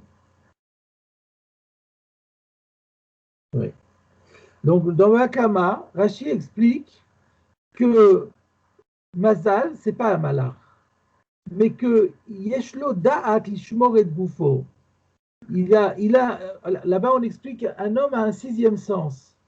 Il a comme ça un instinct de protection et un sixième sens qui lui permet de se protéger, que l'animal ne possède pas. Alors, cela dit, Rashi n'a pas pensé utiliser cette idée-là ici. Rashi ne voyait pas comment le fait de dire que quelqu'un a un sixième sens, où il a un instinct de conservation que n'a pas l'animal, pourrait permettre d'expliquer que l'amulette fonctionne différemment. Mais je voulais vous citer un Meiri très intéressant, et qui peut être compris grâce à ce Rashi dans Vakama. Le Meiri, chez nous, dans Shabbat, dit ainsi: chez Adam, Efshar, chez Tiv'o, Mitrazek, Mitor Bitrono à la Kamiya. Littéralement, je traduis. En ce qui concerne l'homme, il est possible que sa nature se renforce par le fait qu'il a confiance dans l'amulette, ce qui n'est pas le cas de l'animal. C'est-à-dire que l'homme est conscient qu'on lui a mis une amulette et que cette amulette peut le guérir. La confiance qu'il met dans cette amulette peut renforcer son immunité et sa santé naturelle. C'est ce qu'on appelle en français ou en latin un placebo. L'effet placebo, dit le Meiri, existe chez l'homme, mais évidemment n'existe pas chez l'animal, parce que quand vous installez une amulette à l'animal, et l'animal il ne comprend pas ce que c'est, donc ça joue pas du tout pour lui. Donc je voulais je comprends que le Meiri. Alors la question qui se pose sur le Meiri, mais quel rapport avec le Mazal? Alors réponse, le Mazal, ça fait référence au Da'at de Shmira, à cet instinct de conservation, comme Rachid avait expliqué dans Bava Kama. Et donc, comme un homme, il a cette volonté de guérir en lui, chevillée en lui, lorsque on lui met un médicament, il croit profondément dans l'efficacité du médicament, et ça peut le guérir. C'est l'effet placebo. Donc, on a une preuve de l'existence, de l'attestation de l'effet placebo, déjà dans la Gemara Adam Sheshlo Itle Mazal, selon le Pshat du Meiri.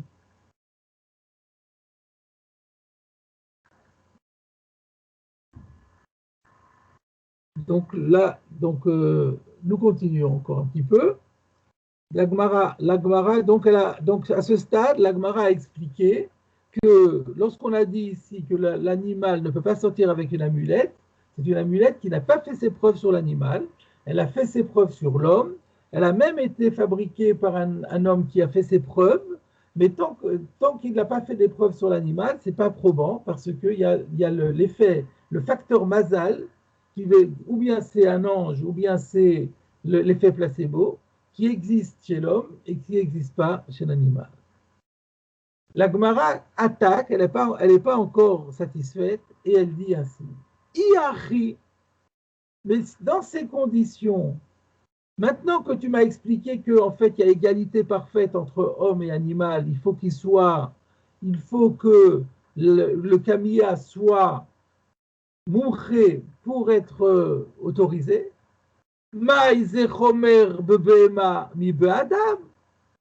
Alors maintenant, on revient à la Braïta. La Braïta, elle avait pourtant dit que sur cette histoire de Kamiya, tout au moins Rashi avait dit, vous rappelez-vous le Rashi qui avait dit Ashta Kasal Kadate. Pour l'instant, la Gemara a compris, c'est maintenant c'est à cet instant que Rashi pensait que la Gemara, quand elle pose sa question, elle comprend que lorsqu'on a dit Zechomer Bebema Mibe Adam, ça se rapporte à Kamiya. On a bien dit qu'il y a ici un aspect par lequel les Chachamim se montrent plus sévères par rapport à l'animal que par rapport à l'homme. Et d'après ce qu'on a expliqué, il n'y a plus de sévérité, ils sont exactement au même niveau. Voilà la question de la Gemara. Regardons Rashi. Iachi, si c'est comme ça, de Behema Nami Nafka Bekamiya Mumche, le Behema, qu'un animal aussi aura le droit de sortir avec une amulette, pourvu que celle-ci soit, elle fait ses preuves pour l'animal aussi. Maïze Chomer, où est la sévérité de l'animal par rapport à l'homme? Adam Nami le Nafik, et la Bekamiya Mumche le Adam. Un homme aussi, on lui a autorisé de sortir que lorsque l'amulette a fait ses preuves pour l'homme.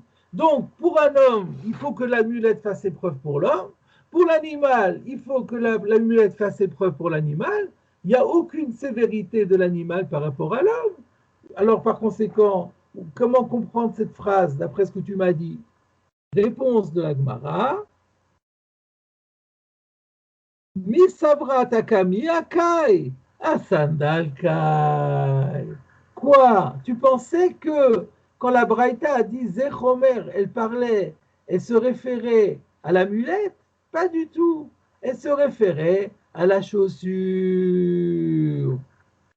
C'est quoi la chaussure?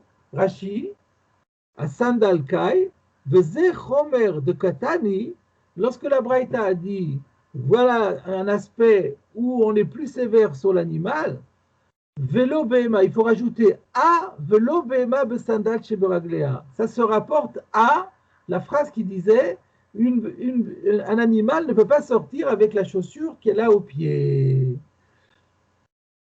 Et on avait expliqué qu'il s'agit d'une chaussure en métal qu'on lui fixait sur les sabots pour éviter qu'elle se fasse mal au pied. Et ça risque de tomber et il risque de la ramasser. Et là, il y a une sévérité qu'on a eue sur l'animal par rapport à l'homme, parce que l'homme, il risque aussi de perdre ses chaussures, mais pour autant, on ne lui a pas interdit de sortir avec ses chaussures de peur qu'il vienne à la porter. Et on a fait confiance qu'il saurait se débrouiller. Et pour l'animal, on ne l'a pas fait. Donc il y a une mesure de sévérité, effectivement, par rapport à la gestion des chaussures dans la rue le jour du Shabbat entre l'animal et l'homme. Donc si on regarde dans la Braïta, pour voir comment ça se construit, où il y avait écrit Lo behema, velo behema besandal sheberaglea, velo bekamiya afalpi shehu mumche, vezu chomer babehema. On se rend compte qu'effectivement, sur Behema, parce qu'avant, on avait parlé de Sous, on avait parlé de Izim, on avait parlé de Para, on avait parlé donc d'espèces animales en particulier. Et tout d'un coup, on glisse et on dit Behema en général. Et sur la Behema en général, on a mis deux règles en facteur commun. Sandal Sheberaglea et Kamiya Falpi Shumumche. Et après qu'on ait vu ces deux règles, on a dit Vezechomer Behema mi Be'adam. Donc nous, on a pensé que le Zechomer se rapportait à ce qui précédait immédiatement, qui est Kamiya. Et la Gemara dit non, en fait, ce n'est pas ce qui précède immédiatement, c'est ce qui vient juste avant, mais qui était englobé dans la même catégorie de Behema. Et du coup, le problème est réglé de façon définitive. Et là, la Gemara a terminé la parenthèse par laquelle elle avait, pour expliquer le passage de la Braïta qui parlait du Kamiya. Donc en conclusion, ce n'est pas encore une conclusion totale, mais la conclusion à ce stade, c'est que le Kamiya de la Behema, c'est comme le Kamiya de l'homme. Il faut qu'il y ait Mumche pour qu'on puisse sortir avec, mais un Mumche qui est propre à sa catégorie. Un Mumche de Adam pour l'homme, un Mumche de Behema pour la Behema. Alors, il y a ici juste encore une question du Maharsha que je voulais traiter. Le Maharsha, quand la Gemara a dit Iachi, quand la Gemara a dit si c'est comme ça que tu m'expliques la Braïta, qu'il faut que ce soit Mumche la Behema, il n'y a plus de sévérité entre l'homme et l'animal. Et la Gemara a dit oui, c'est vrai, et finalement, elle a dit, quand on a dit Zechomer, ça ne parlait pas de ça. Le Maharsha dit, mais pourquoi? On pourrait répondre à la question. On n'a qu'à dire qu'il y a quand même une sévérité. On peut trouver quand même une sévérité de l'homme par rapport à l'animal dans le domaine de l'amulette. Pourquoi? Parce que Mumche le Adam, lo ave Mumche la Behema, ça, on vient de dire que une amulette qui a fait ses preuves pour l'homme c'est pas encore probant pour l'animal parce que l'homme a du mazal et l'animal n'a pas de mazal. Mais par contre, à contrario, d'après ça, Moumché la BMA, Kalvachomer qu'il est Moumché le Adam. Si on dit qu'un Moumché le Adam n'est pas Moumché la BMA parce que l'homme il a du mazal, la BMA n'en a pas. Donc si maintenant j'ai un Kamiya qui a fait ses preuves pour l'animal, alors que celui-ci n'a pas de mazal, quand même ça marche pour l'animal. Kalvachomer que ça doit marcher pour l'homme. Donc il y a une sévérité de l'animal par rapport à l'homme, c'est que le Kamiya de l'homme marche pour l'animal, ne marche pas pour l'animal, ne marche pas pour l'animal, alors que le Kamiya de l'animal marche pour l'homme. Donc le statut de l'animal, il est plus sévère que le statut de l'homme. Pourquoi la Gemara ne répond pas comme ça? Il répond, le Maharsha lui-même, que pour la Gemara, c'était évident qu'un moumché pour la BMA ne sera pas non plus moumché le Adam. Qu'en vérité, ce qui est vrai dans un sens sera vrai dans l'autre sens aussi. Et le Sfatemet dit que c'est vrai que c'est comme ça que ça ressort des mots de la Gemara. Pourquoi? Parce que quand la Gemara elle a dit Mi'ika moumché le Adam, velo avait moumché le Adam. Est-il possible d'imaginer que quelque chose qui marche pour l'homme ne marche pas pour la bête? On voit que la Gemara elle tenait pour évident que pour l'homme c'est plus difficile de fonctionner que pour la bête. Et que donc par conséquent, si ça marche pour l'homme, ça doit marcher pour la bête. Mais donc si ça marche pour la bête, c'est pas une preuve que ça marche pour l'homme. Donc on voit bien que la Gemara elle avait cette idée-là.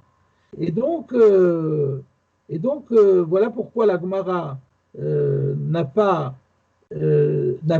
voulu répondre qu'il y a une sévérité de l'animal sur l'homme, parce que ce qui marche pour l'homme ne marche pas pour l'animal, et ce qui marche pour l'animal marche pour l'homme, parce qu'en vérité, ni l'un ni l'autre. Et j'ai trouvé dans le Meiri qui dit clairement les choses. Voilà comment s'exprime le Meiri. Ve'en tsarich lomar, inutile de dire chez Moumché la Behema et non Moumché le Adam, que ce qui fonctionne et qui a fait ses preuves pour l'animal ne sera pas automatiquement une preuve que ça fonctionnera pour l'homme. Chez Behema, alors voilà, quelle est la logique? Puisque nous, on a donné, c'est ça qui nous manquait encore.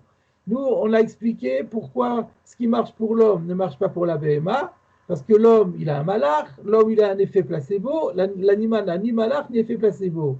Mais alors, quelle serait la svara de dire, à contrario, que ce qui marche pour l'animal marche pas pour l'homme? Alors, voilà ce que rajoute le Meiri. Sha BMA mitor gasut chumra, parce que l'animal, par le fait que par la grossièreté de sa matérialité, refuata krova, c'est-à-dire que je comprends que ça veut dire que l'animal il est plus robuste, il est moins fragile que l'homme. Par le fait qu'il est plus fruste il est moins sophistiqué dans sa constitution physique, fait qu'il est moins fragile et il est plus facile à guérir qu'un humain. Je ne sais pas ce qu'en disent les médecins et les vétérinaires, mais donc c'est ça l'idée, c'est que sur le plan purement médical, l'animal est plus facile à guérir parce qu'il est moins fragile, il est plus solide, il est plus résistant, et donc ce qui marchera pour l'animal ne marchera pas nécessairement pour l'homme. Voilà la conclusion du cours aujourd'hui. Et donc, ce